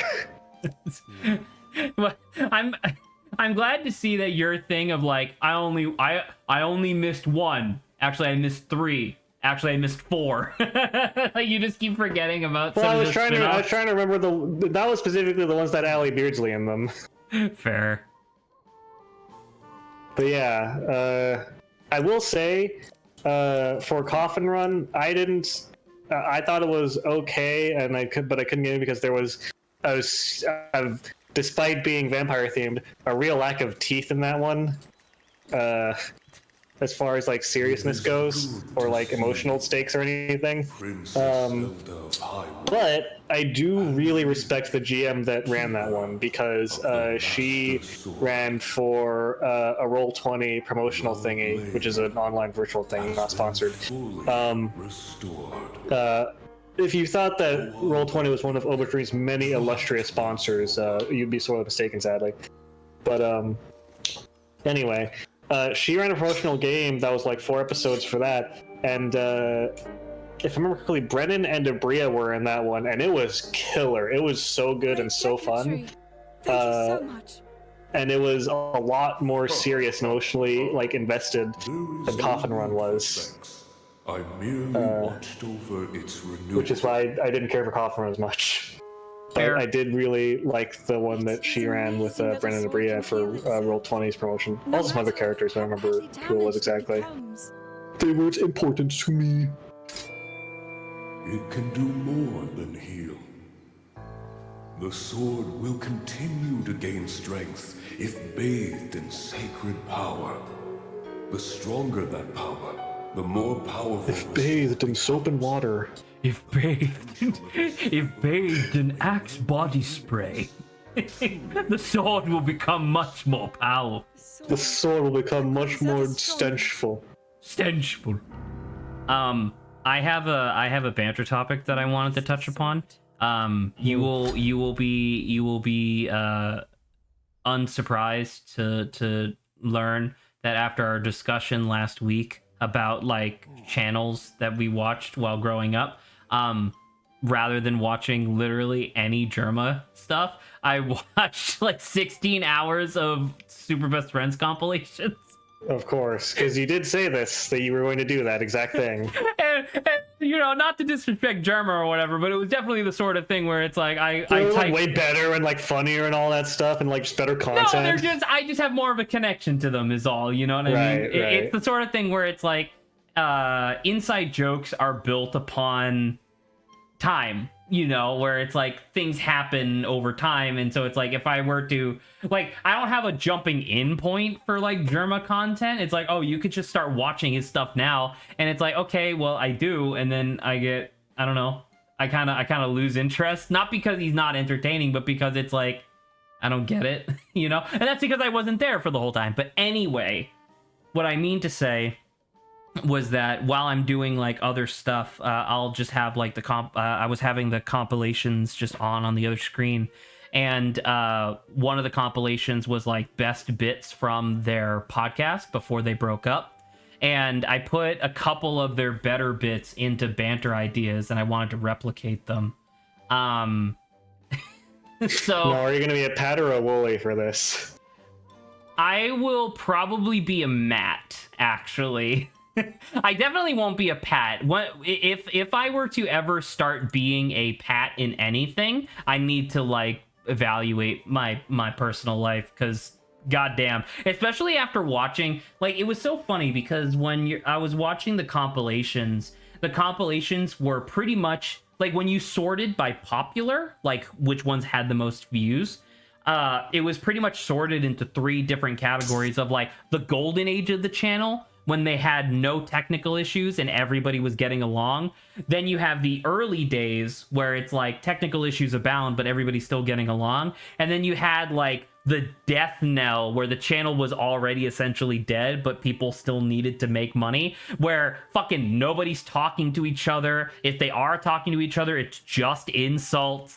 And it's like, hot damn, dude. It's so shocking to see like 3 clear eras of this like decade-long channel. But anywho, so for this particular discussion, it was on the podcast. They were just talking about like different things that happen in video games, and they were talking about this bug. It wasn't Skyrim. What was before Skyrim? You mean Skyward Sword? No, Skyrim. I think it was Oblivion was before Skyrim. Oh, Morrowind. Or, yeah, it was. If I remember correctly, it was Arena, Daggerfall, Morrowind, Oblivion, Skyrim. So Oblivion was before Skyrim. Elder Scrolls 4, I guess. Okay, yes, so yes. I believe they were talking about like a bug that was in that game where like if you killed a wolf as you were down striking it, like you jumped and swung, the body would fucking glitch out and launch you through the air, similar to like the speedrunning tech that you see in Breath of the Wild. And they were laughing about it, and eventually the bit came around to be, what if you could sacrifice animals for an equivalent power, magic or superpower or whatever, for a limited amount of time? Would you do this? And they went on like a 20-minute like tirade, or not tirade, diatribe of like making offers, like as if one of them was a demon. He would be like, all right, and I'm proposing this to you just as a starter. How do you feel about cats? I like cats. I like them better than dogs. You like them better than dogs. I'm glad I picked it. Okay. Would you kill a cat for the ability to fly straight up for 1 hour? Not at once, just for 1 hour. You can just fucking yoop your y-axis. Would you kill a cat for that, for an hour? When you say for 1 hour, is it like a combined total 1 hour, or immediately I have 1 hour to use this power? Or you have a timer for 1 hour. You can use it for, you can just go up for a straight hour if you want, but if you go up for like a couple seconds and then stop for 20, that's 20 minutes off your thing. And is this a one-time deal, or is this every time I kill a cat? Well, that could be part of negotiations. Wait, Okay. For right now, I want to know, would you kill this cat for the ability to fly only straight up for an hour? I will have to say that as is, I am my current life setting does not require a lot of physical upward mobility, so I'll say no. Okay. I don't need this power right now. It's not useful to me. All right. So If I were in a video game, maybe. if I was in a video game, maybe. Well, I mean, the consequences would be a lot less dire in a video game, I suppose. But Well, I mean, they'd be more useful in a video game is a thing. Oh, absolutely. So I'm gonna kind of jump forward a little bit, and then I'm hoping for some reciprocation of all right. I have in my hand right now a magic crystal that will grant you a video game style checkpoint. You crush the crystal, and for the rest of your natural life until you would die of old age, you can snap back to that point in time. Right? Pretty good. Uh-huh. You have to tell me what animal you would kill for this power. Now, is this a matter of like I get to just say I kill it and it dies, or I have to physically like try to kill it? You have to and physically be able to kill it, and I have to think that it's worth it. Well, You I was have gonna to. say, is it the You thing- essentially is it have the to thing make of, me an like- offer I can't refuse. Well, is it the thing of like there's a chance where if I fight it I could lose, or is it just like I get to kill it? Oh, like if you say I would kill a lion, the lion's gonna fight back because it's a lion. Okay, so it has to be something I could reasonably beat. Do You I have can any use equipment tools going into and this? stuff. If you have a fucking elephant gun, you can go shoot a tiger in the skull if you want. That's totally fine. You just have to have How much prep access. time do I have? You have. You know what? That's a good question. That's part of negotiations. You can tell me. You tell me what animal and how much prep time you get. Well, I mean, much like Batman, if I have prep time, I could and money, I could probably kill pretty much everything. But once again, I have to be willing to accept the bargain. It's my crystal. Oh, you have the crystal. It's not a thing that just spawns when the elephant dies or whatever. Correct. I'm saying like I am a demon who is in front of you right now saying, "Hey, here's a crystal of checkpoint, a checkpoint crystal. You Yes, of make me course, an classic. offer I can't refuse." Okay. Interesting. Okay. I'll take the crystal and the nuclear codes and destroy a continent so I can have more of them. Wait, what the fuck? So you're you're going so Because you're the continent has a taking lot of animals. so for this checkpoint crystal, you are totally willing to just obliterate a continent. Yeah. Okay. It's a little bit more than I was anticipating. admittedly. Well, how do you... So my question is, how the fuck are you getting the nuke codes? Because I'm not giving you nuke codes. You have to give them to me. No, that's not how it works. You have to... You're doing this for my entertainment. I'm not giving you... The nuke codes are mine. I'm keeping those. You can get your own. So you have the nuke codes, but you're not willing to... All right, I see how it is. I have my nuke codes, all right? I worked hard for these nuke codes. Well, see how it is. Listen. Listen, all right?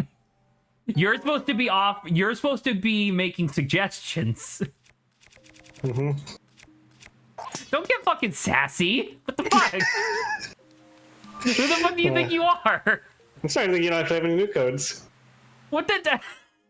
What are you trying to reverse psychology me? I'm a No, you fucking just sort of demon. reluctant to You give them can't do out. that. You just reluctant to give them out. It's starting to feel like you don't actually have them. What the fuck? Maybe You you're know, bluffing. If I show maybe you don't have a safe if crystal. I show you the nuke codes, will you just fucking go on with the normal deal? You're not getting the nuke codes, but I will show you that I have them. I don't know. I feel like you might just have some fake ass ones. You know what? Fuck you. Here. And I pull out like a notebook with like 6 numbers on it. All right, I look at the numbers like, cool, I have the nuke codes now. Later. Fuck! How I do you know leave. that those are real nuke codes? Huh? Because I just used them. Oh shit. Is that what that is flying through the sky? Yeah. Oh god damn it. Alright. You know what? Thanks for the nuke codes. I don't even need the crystal anymore. I'm about to say I'm crushing this, idiot. Because you're going back to the play where before I gave you the nuke codes. I get infinite redos, dumbass. All right. fucking JoJo's Bizarre Adventure rewind sound effects. I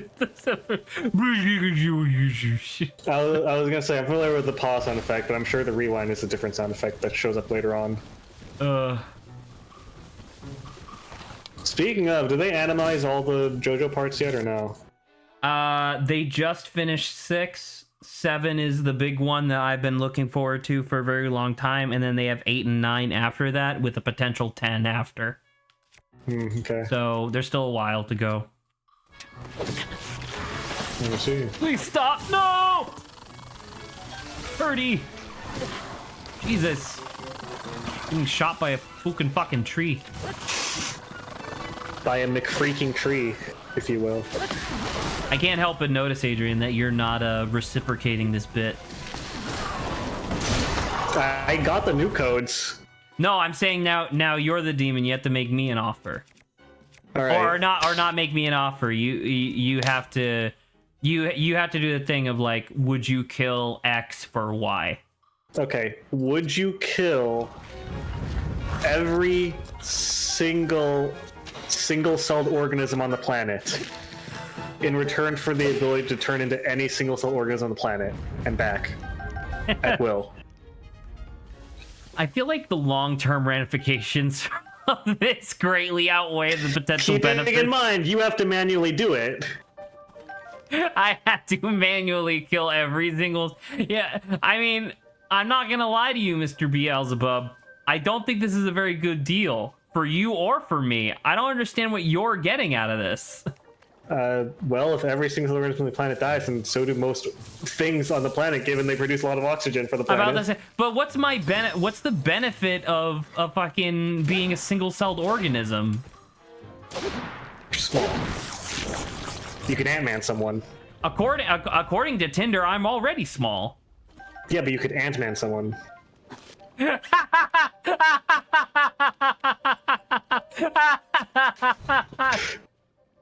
Crawl up their nose. Oh, that's really good, actually. You know what, Mr. Demon? I think this is a pretty good deal. I'm glad you agree. I mean, I didn't say yes. I'm saying I think it's a pretty good deal. Now, my current conundrum that I have to determine is how exactly am I going to do this? How do I kill every single-celled organism on the planet? Period. This seems troublesome, I think. I'll give you the boon. This is your boon, all right? Every time you kill a single-celled organism, you will get the ability to turn into that single-celled organism on your way to the journey. That doesn't super help. That's not as helpful as I think you might think, Mr. Demon. Oh shit. Well, if you're a single-celled organism, you'll be on their level, and you'll be able to more accurately pinpoint and kill them. I think being on their level would be more of a detriment than a benefit, because wouldn't they, like, if I'm on their level, wouldn't that mean that they could, like, actually kill me or something? Oh, okay. Well, I guess you're just too scared to fight honorably then. You know what? I'm not taking this deal. Not because it's not a good deal, but because you're sassing me. Okay. Guess I'll do it then. Ah! The demon was just like, I could do this at any time, idiot. Now I wanna mind games you a little bit, and I wanna see how small I can make your, like, the benefit at the same cost. So, like, you said you really like cats, right? I do like cats. I already gave you a weird one, which was like flying vertically, and you said no because I don't really need that. Yeah. So I'm trying to think of, like, the thing that you could need. So what's your favorite snack? That's a tough one. I'm trying to think. I did buy like a 3 or 4 pound like cylindrical tin of peanuts recently, and every time it would have been so funny if you were like, I bought a 3 or 4 pound bag of gummy bears, and then I was like, really? No, I bought a 3 or 4 pound tin of peanuts recently. It just sits in the counter of my kitchen, and basically every time I go into the kitchen, I just pop it open, and grab a fistful of peanuts and eat them. Shelled peanuts, obviously. No, well, peanuts without the shell, if that's what you mean. Yeah, shelled. Okay, because when you say that, it sounds like it sounds shell like isn't there. it sounds as in like they have shells. No, you shell to remove the shell is to shell Right. something. They which have is been shelled. confusing. Yes. Okay. So here's my question. Killing a cat Right. for 10 minutes. You can do that thing where you have you ever done this where, like, you have soap on your hand, and if you clench your fist and then open it really quickly, like, you'll get a bubble in your hand? Have you ever seen that? Yes. If you kill a cat, you get, for 10 minutes, if you clench your hand and then open it, you will have a fistful of peanuts. Would you do it? Absolutely not. That's not worth it. Why is that not worth it? That's 10 minutes of peanuts for one cat. What does the cat have to do with it? I could just walk into the kitchen and get peanuts. Right, but then you'll eventually run out and you'll have to buy some. Right. You don't have to buy the cat. The cat can just be there. The value of 10 minutes of peanuts is not worth having to dispose of a corpse of a cat. It's 10 minutes of infinite peanuts. Also, I will say specifically, my mom and little brother have specifically seen this like stray cat around the neighborhood and trying to feed it. So every time you say kill a cat, I imagine I'm killing this cat that my family is investing like money and time and care into trying to charm over. Okay. I understand. So you're not interested in 10 minutes of infinite peanuts? I'm not. Okay. Not for the price you've given me. Of killing a single cat. Also that I can't, like, I don't think I could sell shelled peanuts. I don't have the resources to, like, turn it into a lucrative endeavor. Well, I mean, it could just be for you. You don't always have to make everything about money. Right, but if I can, then that helps the prospect of it more. Okay. So something that helps, something that's monetary would help lubricate this a little bit more, you think? Yeah, I think so. Okay. You kill a cat, and in exchange for killing said cat, I grant you the ability to pull a solid gold bar, like a classic indexed ingot, from behind your back. And the and the duration for which that this gold bar exists is equivalent to the lifespan of the cat. The life it's already lived? No, or... inversed. So, like, if it's a baby kitten, it's going to last a while, because that cat would have lived to be, like, 20. Okay, this is considerably more lucrative. This is considerably more lucrative. It's one bar per cat. You're essentially turning the remainder of the cat's lifespan into gold. Now, when you say lifespan, do you mean, like is there like a destiny thing of like, oh well, this cat was some random stray alley cat? If the cat was predestined to be run over by a car, it's impossible for you to know that, but that's not my problem. Okay, so it's the way I can make the most money out of this is if I like find like a kitten belonging to like someone that specifically adopted a kitten in this very good home, like would have cared for it a lot and like theoretically kind of no illnesses and whatnot. So, more or less. I essentially put this caveat on this because if you go out and kill a stray cat, unless the stray cat lives in a very kind neighborhood, it's probably going to die pretty soon. I was gonna say it's the exact thing of this is why in Pokemon trading Pokemon are worth more than wild Pokemon. It's kind of true. So, how do you feel? I gotta think about this. Hang on. This is a lot more lucrative. I guess. Are you asking if I would take this deal in general, or if I would like take a deal and like act upon it? You would have to actually act upon it. Like that would be the seal that like gives you that like signs the contract is you killing a cat for a gold bar.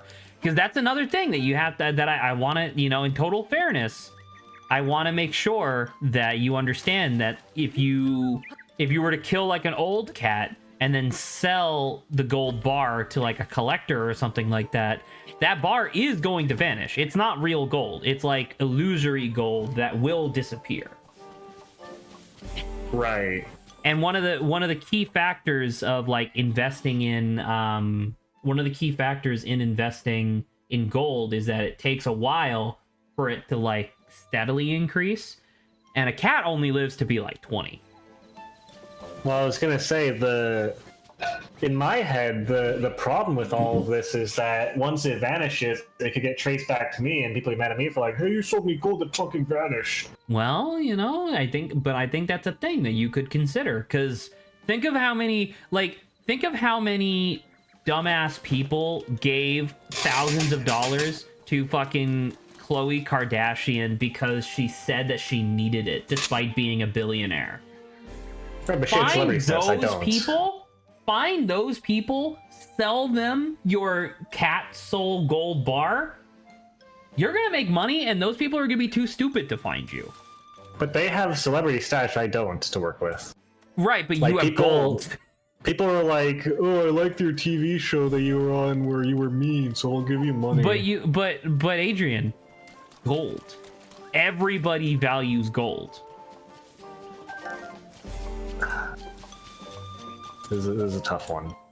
I think at the end of the day, I am in too dire a financial situation not to accept this, unfortunately. This is an offer I cannot refuse. This is an offer you cannot refuse. Okay. Yeah. You notice as you go to sign the contract. Okay. I know I said that killing the cat would be signing the contract, but there's like paperwork. It's demon shit. Right, of course. As you go to sign, you notice in the footnotes something that I did not mention, which is that you have to kill your first cat within the next week, and then you have to kill at least one cat every month for the rest of your life, or else your soul gets turned into gold and I get to keep it forever.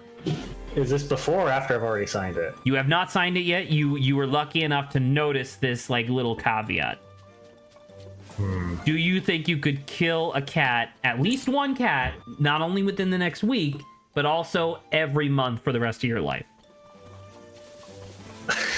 It's really a stipulation like putting a down payment on like an apartment. Exactly. This is a down payment.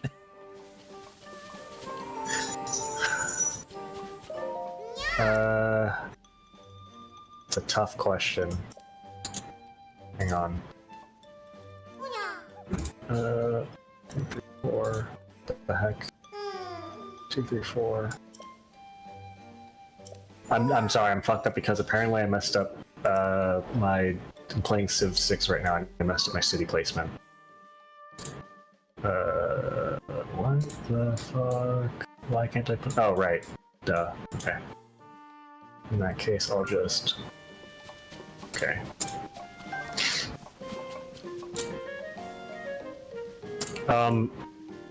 Right.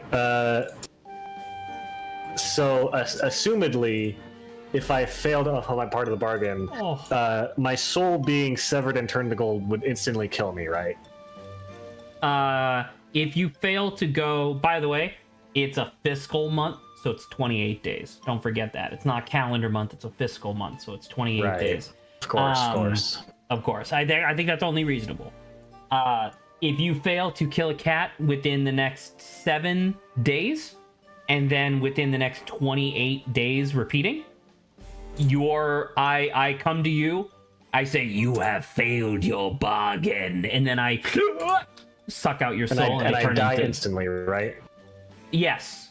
And just be, and as a little, and you know, because now you're bringing it up and now I have to like resell you a little bit, I will make it painless if it happens. You will not feel a thing. It will just be like, I'll be there, I'll do the scary demon thing, and then it will be instant. Okay, but we'll have a brief, like, few seconds of dread where, like, no, I'm going to die! Yes, you will have that. You will have it's like a drop tower at amusement park. Except I die at the end of it. Right, but you know, it's still fun for me. For you, yeah. I don't know. This deal is getting a little sour as I learn more about it. But it's still, listen, this is essentially just guaranteed income for you. It's not. I have to put in effort to do this. Right, but it's guaranteed. It's not. I could get caught and charged with animal cruelty. Well, I mean, you know. Listen, it's okay. You know what? I used poor phrasing. I apologize for that. It's not a guarantee. You're definitely right. It definitely requires effort on your part. It's simply an incentive. It's like a daily login bonus. You know? I don't have a kid waiting for me to snap its neck every morning. Right, but think of how much money you're gonna make with this gold power. You can get enough kittens. Gold power sounds like something a character would shout before. It sounds like something a character would shout before they unleash like a move in like a video Gold game. power! I could imagine a really like crushed up like pixelated version like gold power, and like a thing goes across the screen and kills all the enemies on screen.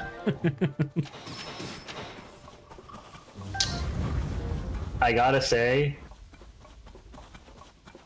if there's not only is there like the thing of like is it souring the deal a little bit that I kind of snuck this in a little bit? If I had been up front, would you be more accepting? I think if you'd been up front, I would have the same reactions I do now. Okay, so well I appreciate I don't think that. Really changed much. Yeah, I get this is business, but it's just the terms of business are I'm disagreeing with presently. I think if that is the case, I will have to disengage from this agreement because before, and it was just like, okay, well, the punishment of it is I have to deal with the grisly nature of murdering a kitten every so often. That sucks. But if there's actual punishment if I fail, like it's a thing of like we just talked about total forgiveness, where it's like if it's a thing that I can try my best to do and still fail, then it's not worth it to me. Well, that's just business, right? Like that's just like you're like obviously like this is like I'm essentially giving you a loan. There needs to be interest on the loan in order for me to make any money off of this, and that's all it is.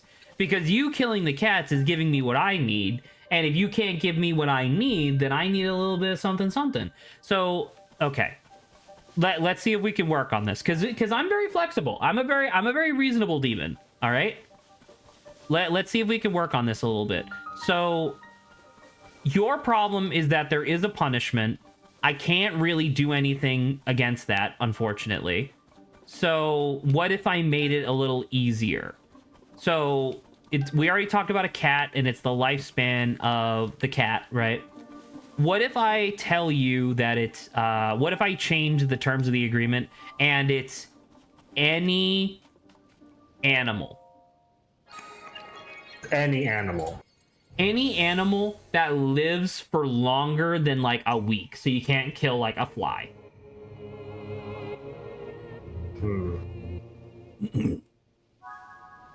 You fucking kill a turtle? That shit's valuable. That gold bar is gonna last essentially for your entire life. Does it have to be a vertebrate? It has to naturally live longer than a week. Do you have something that's akin to that? Well, many I'm looking it up. It says black garden ants live for 1 to 2 years. Okay. Which I'm very fine with killing ants. You can understand what my intention is with the stipulation though, right? Like I want it to be something that's actually worth a damn, not just like a bug or an ant or something. Right, and you can understand where my stipulation comes from. We need to hash these things out. I agree. Right. So I would say that I personally have little to no value for like the soul of an ant. I'm not super interested in that, so I wouldn't be willing to make that deal. I would be interested in... Okay, how about this? It has to be an animal that would be widely accepted as a pet in some way, shape, or form, with the like upper extent being like snakes. You know what I mean? Like in terms of exotic pets. Okay. So, like, sure, well, a person keep can... ants. Yeah, people can keep ants, but most people don't think about keeping ants. Most people think about, like, fish and birds Most people and think about dogs. snakes either as ants. I would say that people think of snakes more frequently as pets than ants. And also plants do not count. So that's not an animal. What about pet rocks? That's not an animal. But It's a people keep them as pet, but pets. it's not an animal. You're breaking my balls here a little bit. Dude, I'm giving you a lot of value here. I have to make sure that this deal is going to be beneficial for both of us for the entirety of your life. I mean, you're really not making sure it's beneficial for me necessarily. What are you in talking this about? regard. You're getting gold! And you're threatening to kill me. I'm not threatening to kill you. I'm just saying... Okay, You just fine. will if I fail. Well, you know, that's just how the cookie crumbles a little bit, all right? You know what? How about this? That's how the pussy crumbles. Here's my next offer, right? You can let me know how you feel about this. Trade off for I receive, you receive. Right, exactly. So you get me the soul through killing an animal, a pet category animal, right? Something where you could go to PetSmart and they would have help for you there, ideally. You still have to get it within the next week, and then once a month for the rest of your life. If you fail, I would take your soul unless you can direct me to somebody else and I can take their soul in your stead. The stipulation of this other individual is that you have to kill them. How long do I have to kill them after you appear? I would be essentially bamping you there, like teleporting you there. It would never be traceable back to you, but it does have to be a person where you know where they are. And it has to be a certain person that I could physically be capable of them killing even if they fight back. More or less. And depending on how agreeable you are with the situation, I might give you a knife. Okay. You know what? I'll even help you a little bit more. I'm a car salesman, so I'm trying to make sure that you're getting, as much as you can. The 1 month thing, that'll roll over at midnight. So most people will be asleep. How loudly and with how much particle effects do I appear before them? I'm not super good at the teleportation stuff. I would which one would you prefer? Would you prefer the Bamf, like I said, which would be more vocal, or more audible, or would you prefer a demon portal, which would bathe the room in red light? Which one would you prefer? how close to them do I appear, I guess? Because if it's just the visual and they're like sleeping in their bed, if I appear like in their living room, there's a chance the light might not pour into the room and wake them up yet. Okay, so you're asking, so you're asking like, okay, I want to kill neighbor Ted. Can you get me into his garage? And then I'll just go through his house and then stab him and then leave. Yeah. Okay. We could work with that, sure. And just because I know that there's a lot of like home security systems and stuff, I'll let you know ahead of time that in terms of this agreement, when you teleport to wherever you're going, you would just appear as an ephemeral shade. So there'd be no identifying things, no fingerprints, no visuals, no nothing. So that's how they don't trace me then. Okay. Yes. They would know that something happened, but who's gonna believe it, right? I feel like just to detail my strategy here. Sure. I feel like with this caveat, I would try to get to know as many awful people as possible. I feel as the least amount of. I'm sure you'd you'd find a lot selling all that gold. I was gonna say. So do I have to be able to like list their address for you to get us there, basically? I mean, potentially, or you can sign this little secondary agreement, which allows me to peer into your mind. You think of a person where you know, like you know how that thing of like, I know where they live, I just don't know the name of their like street or their apartment or whatever. If you know where they live, I'll just peer into your mind and we can just go. But that's with your permission. What's the stipulation of this agreement? No stipulation. It's just you, because some people are uncomfortable with me peering into their mind, and I just want to make sure that you're comfortable with that. Strangely progressive of you. Well, listen. I am a progressive guy. You think just because I'm a demon, I don't have respect for people? No, I would think it's the inverse, where that if you're very progressive, you would theoretically inherently be more anti-Christ than Christ, given the Republicans' view of Christianity nowadays. I don't know what the fuck you're talking about, sir. I don't do politics.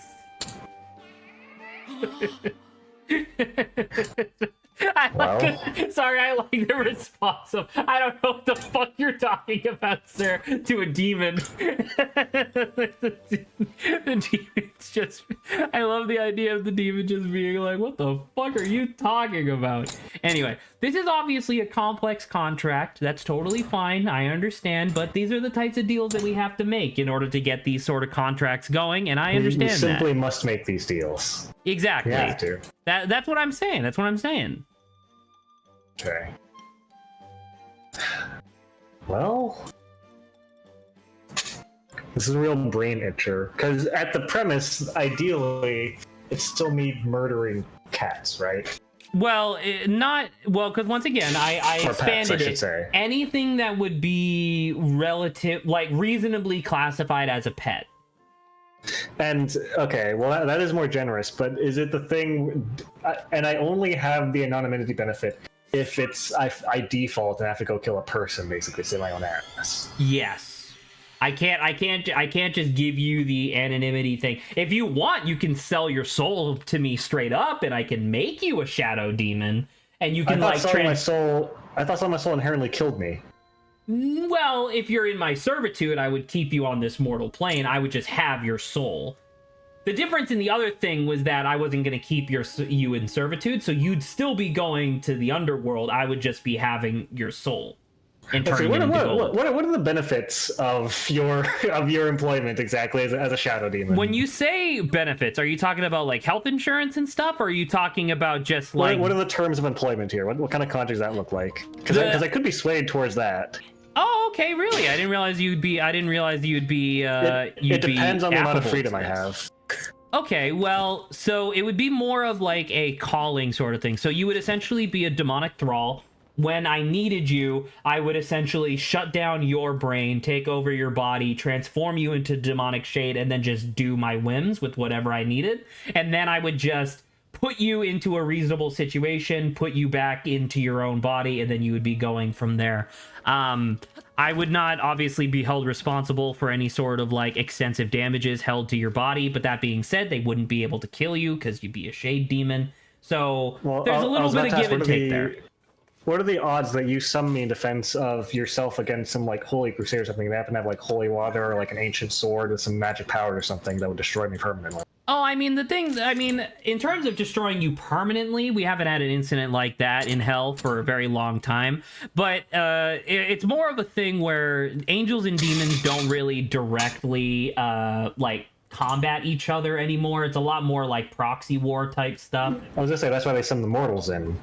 Kinda. It's not. Once again, it's not really about mortals. It's more about like what do you guys call them down there? It's like natural disasters or whatever. It's a lot of stuff like that where it's like the two sides. It's like, oh, I'm invested in this particular spot of Earth, and it's like, oh, I'm gonna send a rock slide to destroy it. You get the idea. It's a lot of just like petty. It's just a lot of petty infighting, genuinely. But anyway, the point of what I'm getting at here is just that in terms of like, you know, servitude to me, it is forever, it is for eternity. So some people aren't super in for that kind of commitment, but at the same time, you know, it could be cool. I think I'm a fun guy.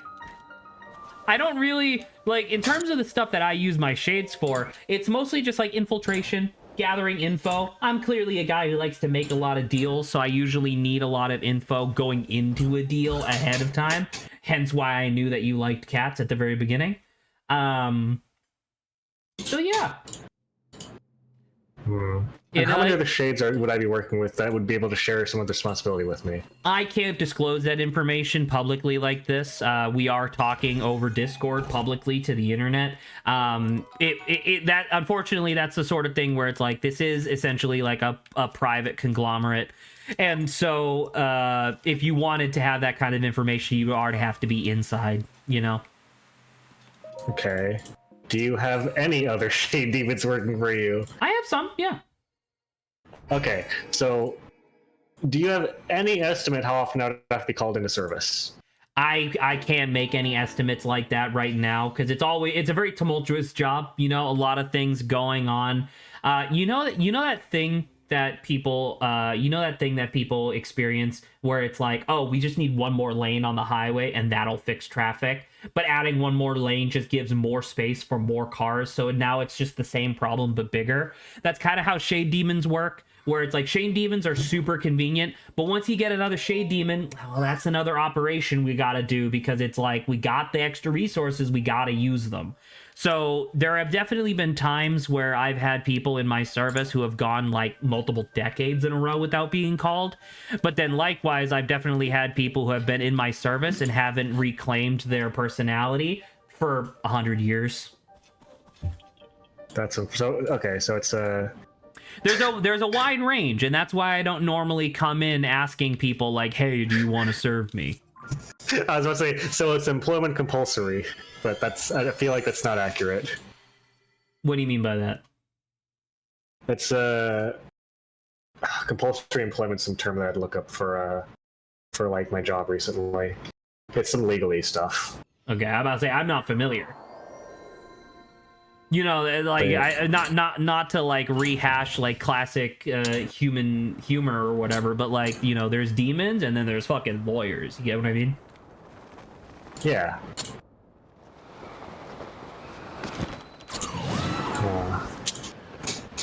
Once again, the original offer of like the killing pets for gold and stuff, that's still on the table. The only reason we went on this tangent was because you asked whether or not I could make you like a shade demon whenever you wanted to kill somebody.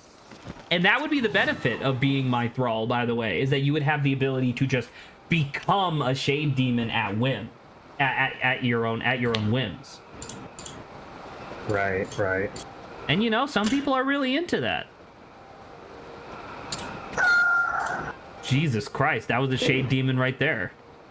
But I could also lose all of my individuality and experience ego death for theoretically forever, depending on just my luck. You would never. Well, no, you wouldn't experience ego death. Your personality would just be put on pause in servitude of me, and then as soon as I'm done, I would put it right back. You would never change. It's just sometimes you wouldn't be allowed to use your body for a while. And that's not really ego death. You mentioned that some people effectively have not been able to reclaim personality in like years, which is effectively ego death, at least for a very long time in as far as I'm concerned. No. It's like pausing a movie. Like, just because it's okay. No. Well, I mean, obviously, I think it's okay, but that's because I'm immortal. But like, it's like pausing a movie. Like, just because the movie's been paused for like longer than the duration of the movie doesn't mean that the movie's changed. It just means that it took longer to get started again. You know? I don't think I fundamentally agree with you, but well, you know, obviously you have some pretty ingrained perceptions about, like, you know, what it means to, you know, have your body controlled by an external demonic force, and I understand that. You know what? Let me approach it from a different angle. As a shade demon, how corporeal and or bound to physical maintenance am I? Physical maintenance, as in, like, are you asking, like, do you have to go to the bathroom? Do I have to eat, drink, use the bathroom? Like, do I still have eczema? It's a little bit different. So like, shade demons are essentially a type of elemental, and so the long and the short of how that sort of stuff works in terms of a shade demon is that you wouldn't really have like mortal corporeal desires like that. Like, you wouldn't need to eat, drink, sleep, anything like that, but you would have more metaphysical desires, such as like your bloodlust would need to be satiated, which would help a lot with your with killing pets and stuff, to be fair.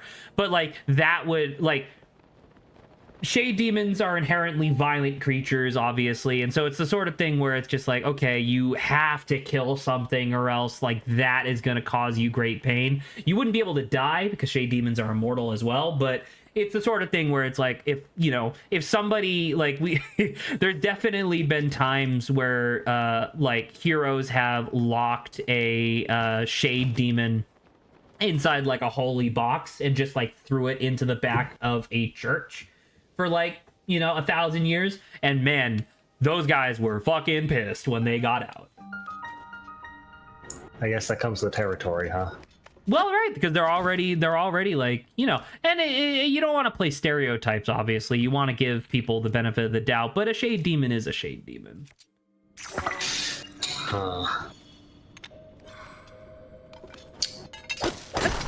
This is a lot to think about. Well, it's not really something I was thinking that you would be interested in, period. So I'm having fun just kind of talking about it. But, the initial offer is still on the table, and I highly recommend that we like circle back to that if you're still considering that. I'm considering, all right. What does that mean? Are you secretly a paladin? No. Oh God, how embarrassing would it be if I was talking up a secret paladin? Oh my goodness, that'd be ridiculous. Let's change the subject. What are the top 3 weaknesses of shade demons? Adrian, this is a good bit. Can I get like any props for like my ability to improv there a little bit? There was only a couple hitches. I feel like that was pretty good. How do you feel about? That's pretty solid. How do you feel about Zaxxas, the demon? That's pretty good. Oh, I'm glad. That was a fun character. I hope I get to bring him back one day. I like the interview of like, wait, you're not a paladin, are you? Like, as if I didn't like the idea of like not checking. Yeah. Like, wait a minute. Wait a minute. Who are you? Like, well, because earlier I had implied that there was already like research done to be like, yeah, and you like cats. I already knew that. I like the idea of like my shade demon informants letting me know. Like, cause I asked, right? Like, I imagine that I had asked my shade demon informants, hey, what animals does he like? And so they see you in like the secret paladin meeting, and then don't think to mention it because I didn't ask. Yeah. Oh, that'd be really funny, man. Oh man. That was that. Remember when the bit was just, hey, here's a thing that the Super Best Friends did on their podcast once. There's a good evolution, I think.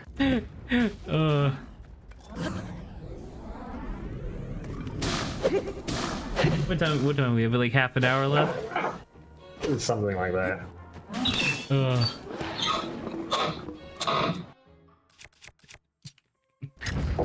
Ugh. I also want to give props to you, Adrian. Thank you for sticking with that bit for so long. If there is one thing that I will do, it's overcommit to a bit. I like the idea of like genuinely, it did feel like I was a car salesman at one point. Like I was a car salesman, but the car that I was selling was literally anything I wanted it to be because I'm making the contract. Right. Oh, it was so good. But still maintaining the aspect of car salesman, just trying to rip off the person buying. No, I was being totally fair to both of us. Mm-hmm. Listen, do I need to bring in a shade demon? They're really convincing. No, you've convinced me that this is A fucking sham. I'm gonna have to call this in. Oh shit! It's the cops! Get the fuck out of here! The conglomerate of paladins, the cops. Oh shit! I'm sure you're a big fan of that. Oh dude, that's so good. ACAP, all cops are paladins. All cops are paladins. That's what they say. Oh man. Oh, that was a good bit. I'm glad that you enjoyed it. I thought it was pretty good too. Let me see. What was the other one that I had? Oh, this one's less of a bit and more of just, well, I mean, it's kind of a bit. It's a little discussionary just because I thought it was funny. Are you familiar with Peppa Pig? Yeah. Are you familiar with the episode of Peppa Pig that is banned in Australia? Explicitly. No. So, Peppa Pig, obviously an extremely popular kids show. Everybody knows this. They did an episode of Peppa Pig where Peppa was very, very fearful of a spider that was in their house. It was just like a little house spider. Daddy Pig takes care of the spider, puts it under like a glass and puts it outside, which apparently you're not supposed to do in general, but because house spiders can't live in the wild. But he puts it outside, and then Peppa is like super scared for like the rest of the episode about spiders. And ultimately, the message of the episode was, Peppa, you don't need to be afraid of spiders. Spiders are your friend. They keep bad bugs out of your house, and they're good. If you see a spider, make sure to leave it alone and say thank you. And that was like the big message of the episode. Fucking parents in Australia see this and are like, are you fucking insane? You can't just air this on like kids TV. We live in an area where there are so many highly venomous spiders everywhere. We can't watch this. And so This does track. And so it was like this really funny like juxtaposition of like, sure, you were trying to be nice and be like, hey, kids, spiders aren't that scary. Don't be afraid. When in actuality, there are a lot of spiders that are extremely dangerous. And so it's like that episode very specifically is banned in Australia. Right. There's another example that I wanted to get to before the discussion topic, which was, are you familiar with the indie game Snake Pass? Not. Snake Pass is a really great game where you play as a snake who, it's like a platformer, but all you can really do is move forward or wrap your body around things. The entire point of the game is this extremely unique like movement that you have to do. Like just climbing a wall is difficult because you constantly have to like balance yourself on things as you slither up the wall and stuff because you have no hands. Obviously you're a snake. Right. In the initial play tests for Snake Pass, the main character, who's this like silly, goofy, like Banjo-Kazooie-esque looking snake thing, right? Very friendly. He had a very specific black, white, and green color palette because the creators of the game had never seen a snake with that color palette before. And they were like, yeah, we want to make sure that it looks like a fake cartoonish snake, right? Well, during playtests, they just so happened to get opinions from people who were in a region of the world where that's very specific black, green, and white color pattern was an extremely common, highly venomous snake that was that was like a really big problem. And so it was like, hey, maybe don't do this because it's not going to end well, probably. And so they didn't. They ended up changing it to like they made sure to like double check their research, and they found like an actual pattern that doesn't exist in nature. So Snake Pass came out and was totally fine. Now, these are just kind of silly anecdotes that I wanted to share in general because I think they're funny. But I also wanted to ask you, can you think of anything that's like, it doesn't necessarily need to be an animal, but can you think of anything where it's like, hey, here is this very specific, dangerous element that I'm aware of, but then something directed towards kids is telling them that it's not dangerous? Can you think of anything like that?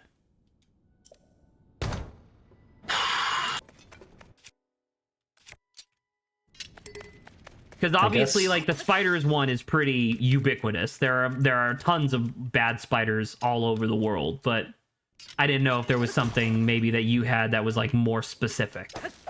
I don't think I can. I don't really deal in dangerous things generally.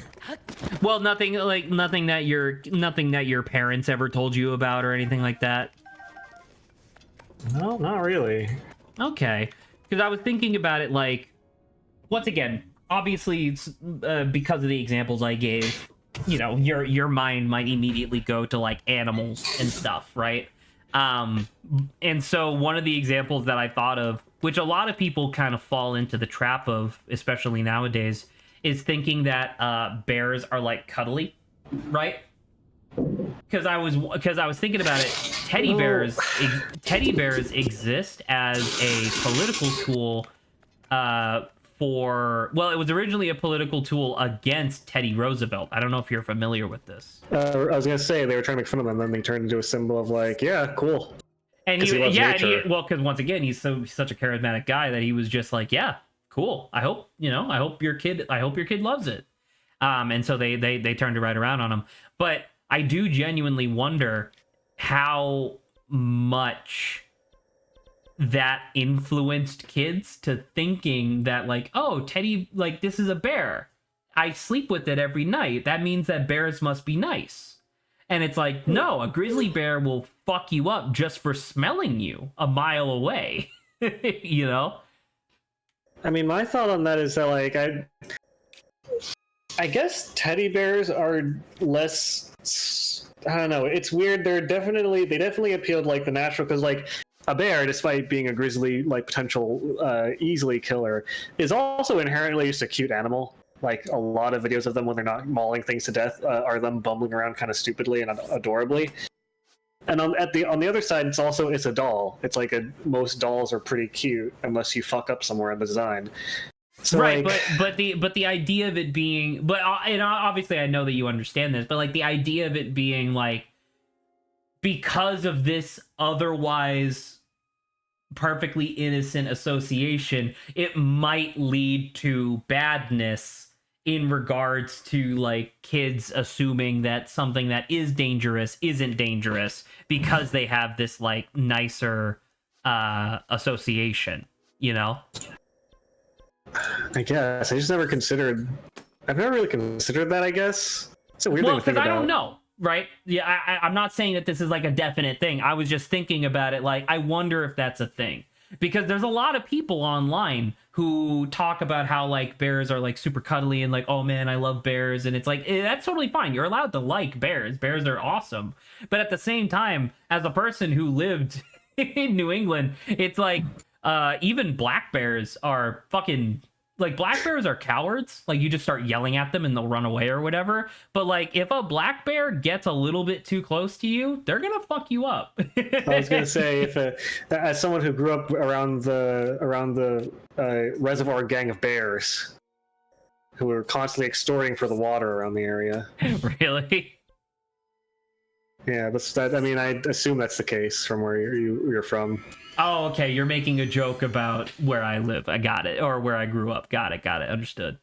Yeah, I was teasing you. I was insulting you in a friendly way. I thought you said that you knew about a gang of bears, for comedic effect. Not like I had a mafia style Yogi Bear going around taking people's water like Nestle. Well, of course, it wasn't just one of them. That's not how gangs work. That's not how gang. Yeah, I'm about to say it's a gang of Yogi Bears. Yeah. But yeah. I was thinking like.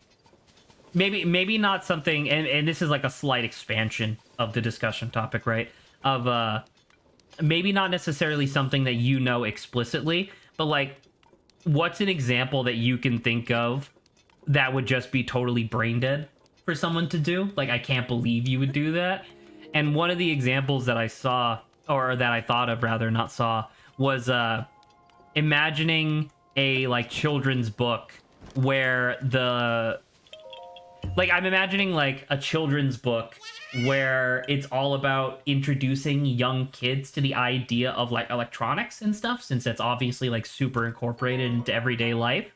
But the friendly, silly character is the outlet, right? Like the outlet is talking to the kid or whatever. So in my mind, I just see the thing of like, hey kids, the TV is your friend, and like blah blah blah, and then like the kid goes, "Oh, okay. I'm gonna stick a fork in Mr. Socket." Well, like, I'm gonna poke you in the eye," and the kid's just dead. It feels like a little bit of a stretch. No, but that's what I'm saying. Like, what's the most like asinine dramatic example that you could think of like super dangerous? Because obviously, like, you would never have like a children's book about like a friendly knife telling you to insert it into your chest. Like, that's insane. Like, that's ridiculous. But I could see somebody who's just not thinking about it making a children's book about a friendly outlet. You know what I mean? I could probably see, not necessarily damaging or harmful to like the child himself, but like a story about a kid who murders like one of their pets by feeding it chocolate, because like, for example, If You Give Mouse a Cookie, that book series. Sure. Yeah. Okay. I could see that. Where it's just like, oh, like, you know, oh, mouse, pet, I love my pet, want to give it thing. Well, because I mean, that was like one of the things that I did when I was younger. I remember when I was like a little kid, or I guess I don't remember, but I remember people telling me that I had this very specific brand of chips that I really liked when I was younger. And that was like my treat, essentially, for being a good boy. And I remember I would drop a chip every once in a while on the ground for my dog. And when I was essentially interrogated by my parents, why are you doing that? He can't eat those.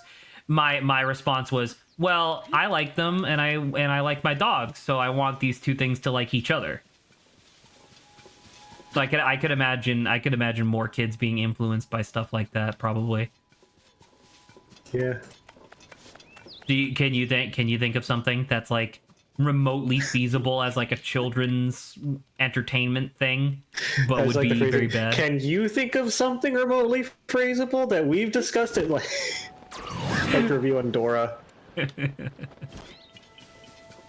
Oh. I got really, my favorite book back when I still had a soul and liked reading. I really liked this book called White Wolf that was all about a wolf that like went through like an unbelievable amount of dramatic events where like they were like hunted for a while and dragged like a wolf fight club and then like domesticated as a wolf and just put in someone's house. And then the ending of it was that they were shot by a robber and killed. Oh, Jesus. And this was a children's book, by the way, thoroughly supposed to be branded and sold to children. But anyway, that fucked me up. The point being that the wolf is obviously the protagonist because you follow throughout the story. So I guess a dumber child than me even could see, oh, well, wolves are all just misunderstood like souls that you can bring into your house and be cool. You know what? That's a good example, Adrian. I could definitely see kids doing that. This is just like another story from my childhood. But did I ever? Do you remember that show Ed and Eddie? Oh, I love that, Eddie. Ed and Eddie, fucking awesome. Everybody agrees. Great show. I remember there was an extended period of time where my parents banned me from watching it because I started making just things out of discarded cardboard. Sorry? I think you've described this on stream before. Yeah, and it was just the sort of thing where like my parents were like, well, you're so impressionable, you might try to make like a big building and then jump off of it like they do in the cartoon. And it's like, I mean, I guess so, but I don't know. At what point do you think a kid being impressionable extends to the kid being stupid? Do you think? I don't know. Because I feel like that's like part of the thing is like a kid can be impressionable. Like last week we had an extended conversation about how like we were influenced by like, you know, things we watched growing up or whatever. And it's just like, that's literally being impressionable. That's what that means. But I didn't like I don't know. I remember I heard stories when I was in high school, like people would, similar to what we're doing now, just telling stories about, you know, your childhood. I remember somebody telling the story of how as a kid they were really into Pokemon, and so they kept trying to find spherical rocks so that way they could throw them at animals to see if they could catch them. And at that point I'm like, okay, you're just stupid. It's like, that's not impressionable. That's like taking a leap in logic that is obviously not going to work. I feel like there's part of, I guess, the marks for this, because when I was a child, I was extremely gullible. Like, I respected all the adult figures in my life so much that I believed basically anything they said. Okay. The thing is, the difference is, I never acted on any of it because you just took their word as gospel. Yeah, like they didn't say anything that would cause me to act anywhere, or I never really felt compelled to like act upon it in any way. So like the like one of the few like giant stupid things I did because like an adult or a thing like I misunderstood or was misled was like I played Pokemon when I was a kid, and when you run away from in that game, it says got away safely. And like one of the few things I remember is that my brother, I was asking like, how do you say this word? I was like, Saffily, and I was like, oh, okay. Oh, and I thought it was and you just Saffly. mispronounced it forever because he just told you that. Yeah, and for like multiple years because I mean, thought that's how fair. you pronounced it. But like I never did anything like build cardboard, whatever, because I wasn't really a go-getter, do things kid. So I feel like maybe not. Maybe I don't know how exactly much impressionability counts as being stupid. I feel like how active you are just in doing things is probably a factor as well. How genuine, like how just generally interested are you in doing X, Y, and Z? I guess that could Oh, Jesus Christ. Yeah, how likely are you to act upon the things that you're told? Oh, I'm being attacked by a Talos. By Talos, this can't be happening. Oh, by Talos. Hey man, you wanna give me oh, he gave me a little smack. Shit. They in my TTRPG of choice, they are releasing Is this Pathfinder again? Yes. Why you just say Path? You talk about it so fucking much. I know what it is. Well, what if you'd forget? But Adrian, you don't shut the fuck up about Pathfinder. I like Pathfinder. I think it's a really cool system. You can just say Pathfinder. I was under the impression that you hated Pathfinder. No, I hate high fantasy. It's different. Listen, I didn't know you had any. You looked into it at all besides what I've been blabbering about. I fucking told you that. There was like a solid 2-month period of time where I was like, yeah, I'm going through like a bunch of different TTRPG systems, and I checked out Pathfinder. I thought it was cool. Okay, well, anyway, before I was so rudely interrupted, I'm going to kill you. I just want to say that they're releasing a book all about elemental stuff soon, and one of the things they're releasing like races that are touched by the elements, and one of them was the Talos ancestry, which is either for wood or for metal. I don't remember which one, but I just remember thinking, I just remember seeing a lot of posts Being of like, by Talos. by Talos, this can't be happening. Oh, that's pretty good. I like that. That's great. Yeah, I was by Talos.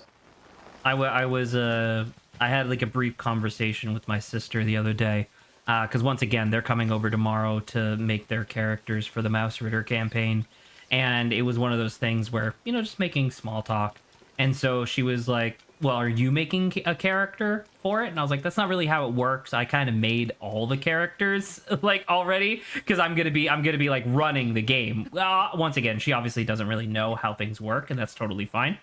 But she was like, oh, well, if you could make a character, what would you want? And I was like, well, you know, if I could make something just in general, I would really want to make like a genie character who has like luck powers. I really like the idea of like manipulating dice.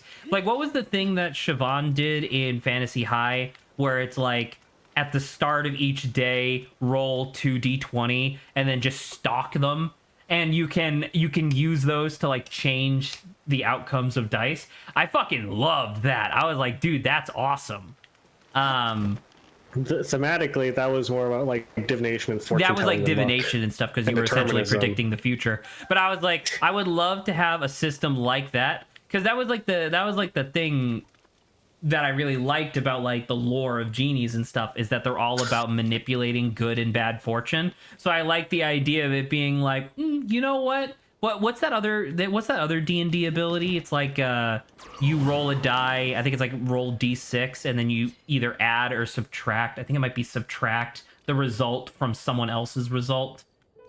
There was Cutting like words. might be cutting words. I thought cutting words dealt damage, but you know, something along those lines. And I go on to describe all this, and I don't know, I was just having fun talking about it. But then you know, my sister goes like, that sounds really complicated, and I was like, you're right, I think it might be, but it would be fun. The problem with like, I guess, codifying luck in a game where your action success rate is determined almost always by a factor of luck is that because it's so ubiquitously used through the system, it's kind of hard to say, well, what counts as luck or not luck normally. Which I will say Pathfinder pretty clearly codifies in that game pretty much anything that causes someone to either reroll and use the better result, to reroll, use the worst result, or rerolls and just use the new result no matter what, is either labeled fortune or misfortune. And anything that has a misfortune and a fortune effect, both the same thing, it always cancels out and they both negate. Sure. Which I understand. Very clear lines of what counts as fortune and misfortune in that. Like what is good, what is bad. Well, you because can never apply more than one of a type on a thing.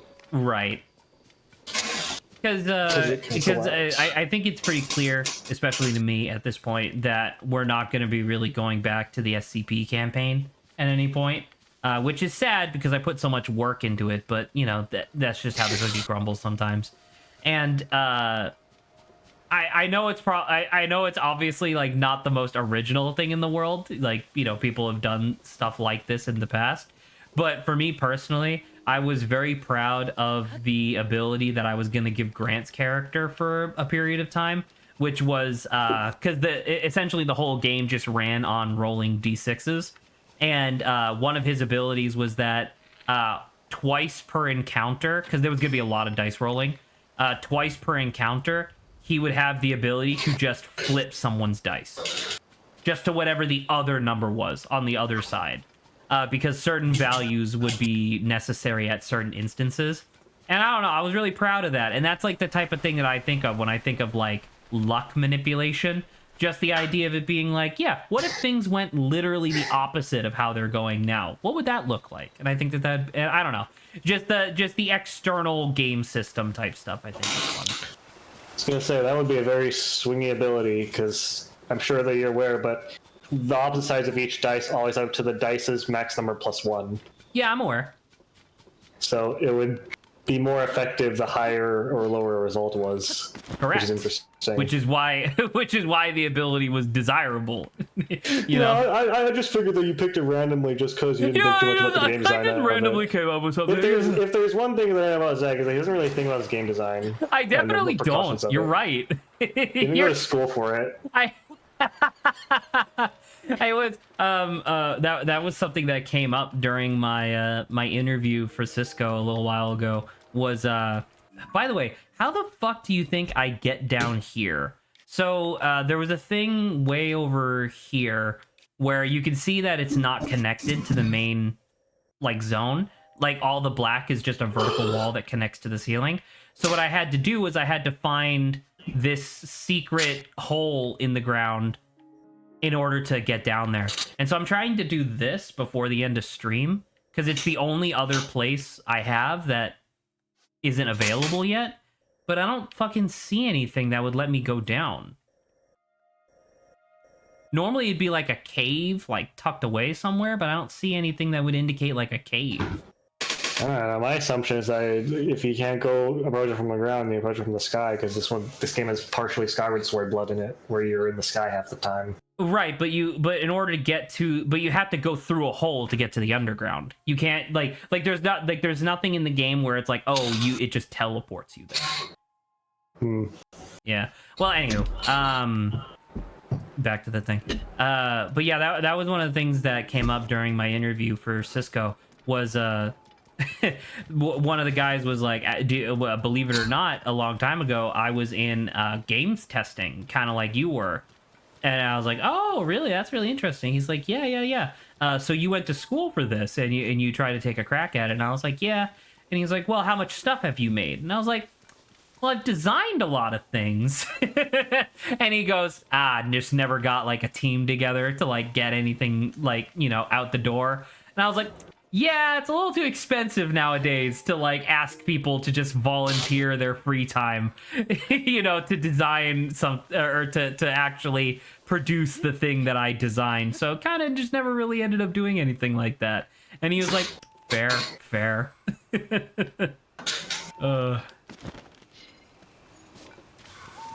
I see. Do you? Or are you I blind? forgot what it was. Yo, why is this guy's eyes green? Did you see that? I after B and I before D, so I think I see. Oh. I was gonna say something. I completely blanked out on what it was, sadly.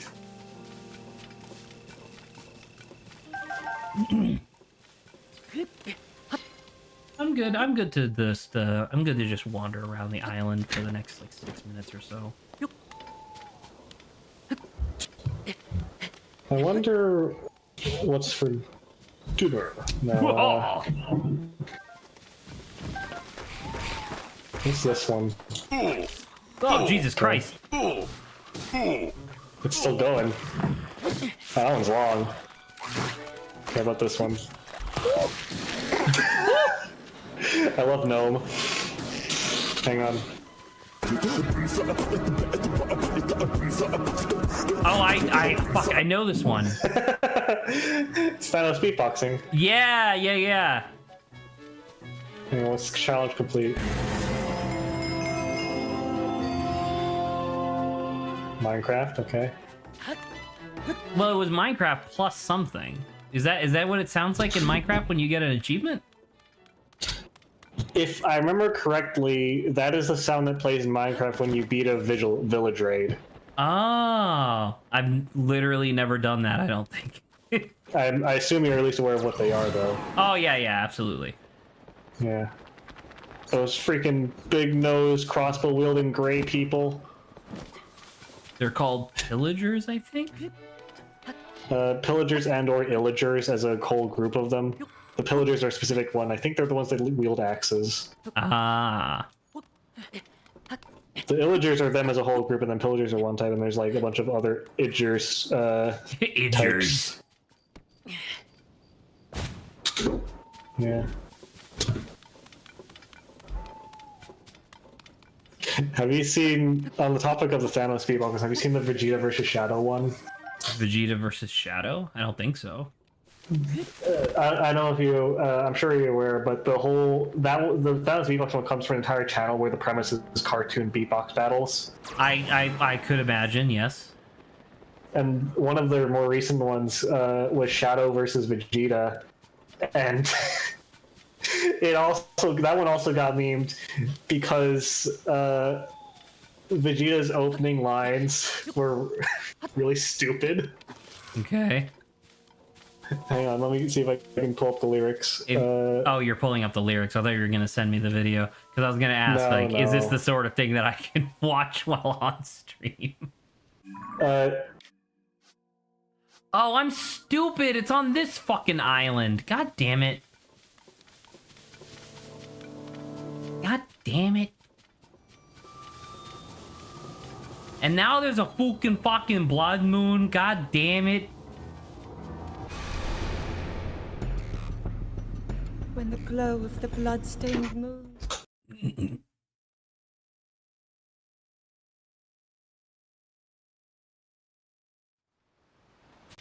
Did you see the thing? Did you see the thing that Lawrence sent me, by the way? I'd not. I posted it on air. Oh, that's cute. I didn't know Lawrence also read Dungeon Meshi, presumably. He talked about it extensively with you. With you. Huh.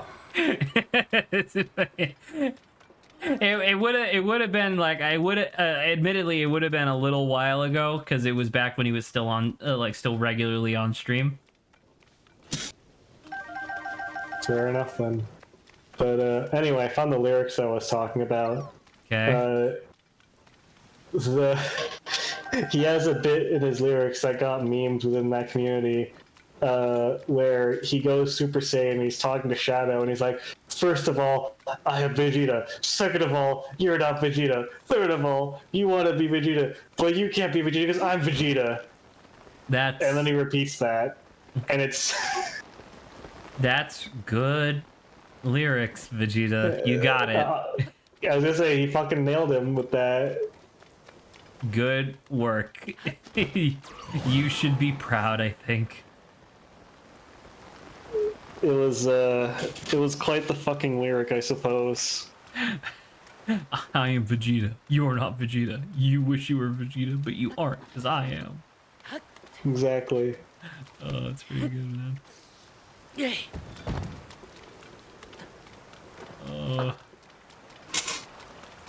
Adrian, I'm going to fucking kill you with a fucking rock. Not before stream ends. I know, I'm just so pissed because I just wanted to get down. I just wanted to get underground. Oh well, I'll just do it off stream. It's fine. Wait, you want to get underground? Fuck. Hey, at least we did the Lost Woods today.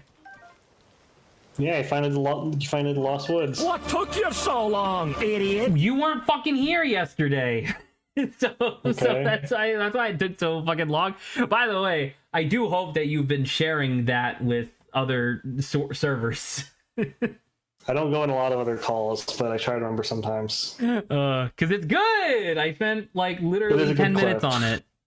Anywho, so for next week, Saba should be back. We are definitely going to be making progress in the fucking story because, man, I'm really itching to actually make progress. So next week, we're probably going to start with the volcano area because I really need the fucking fireproof armor. Then after that, we're probably going to do the mazes. Then we're going to do the water area. Then we're going to do... freaking what do you calls it? What's this island down here? I don't know. Eventide. Eventide. Eventide Island. So we're gonna be doing that and then the desert and then we'll be finishing the game. So we only got like a month left. I'm streaming Tears of the Kingdom. All right. Good night, Adrian.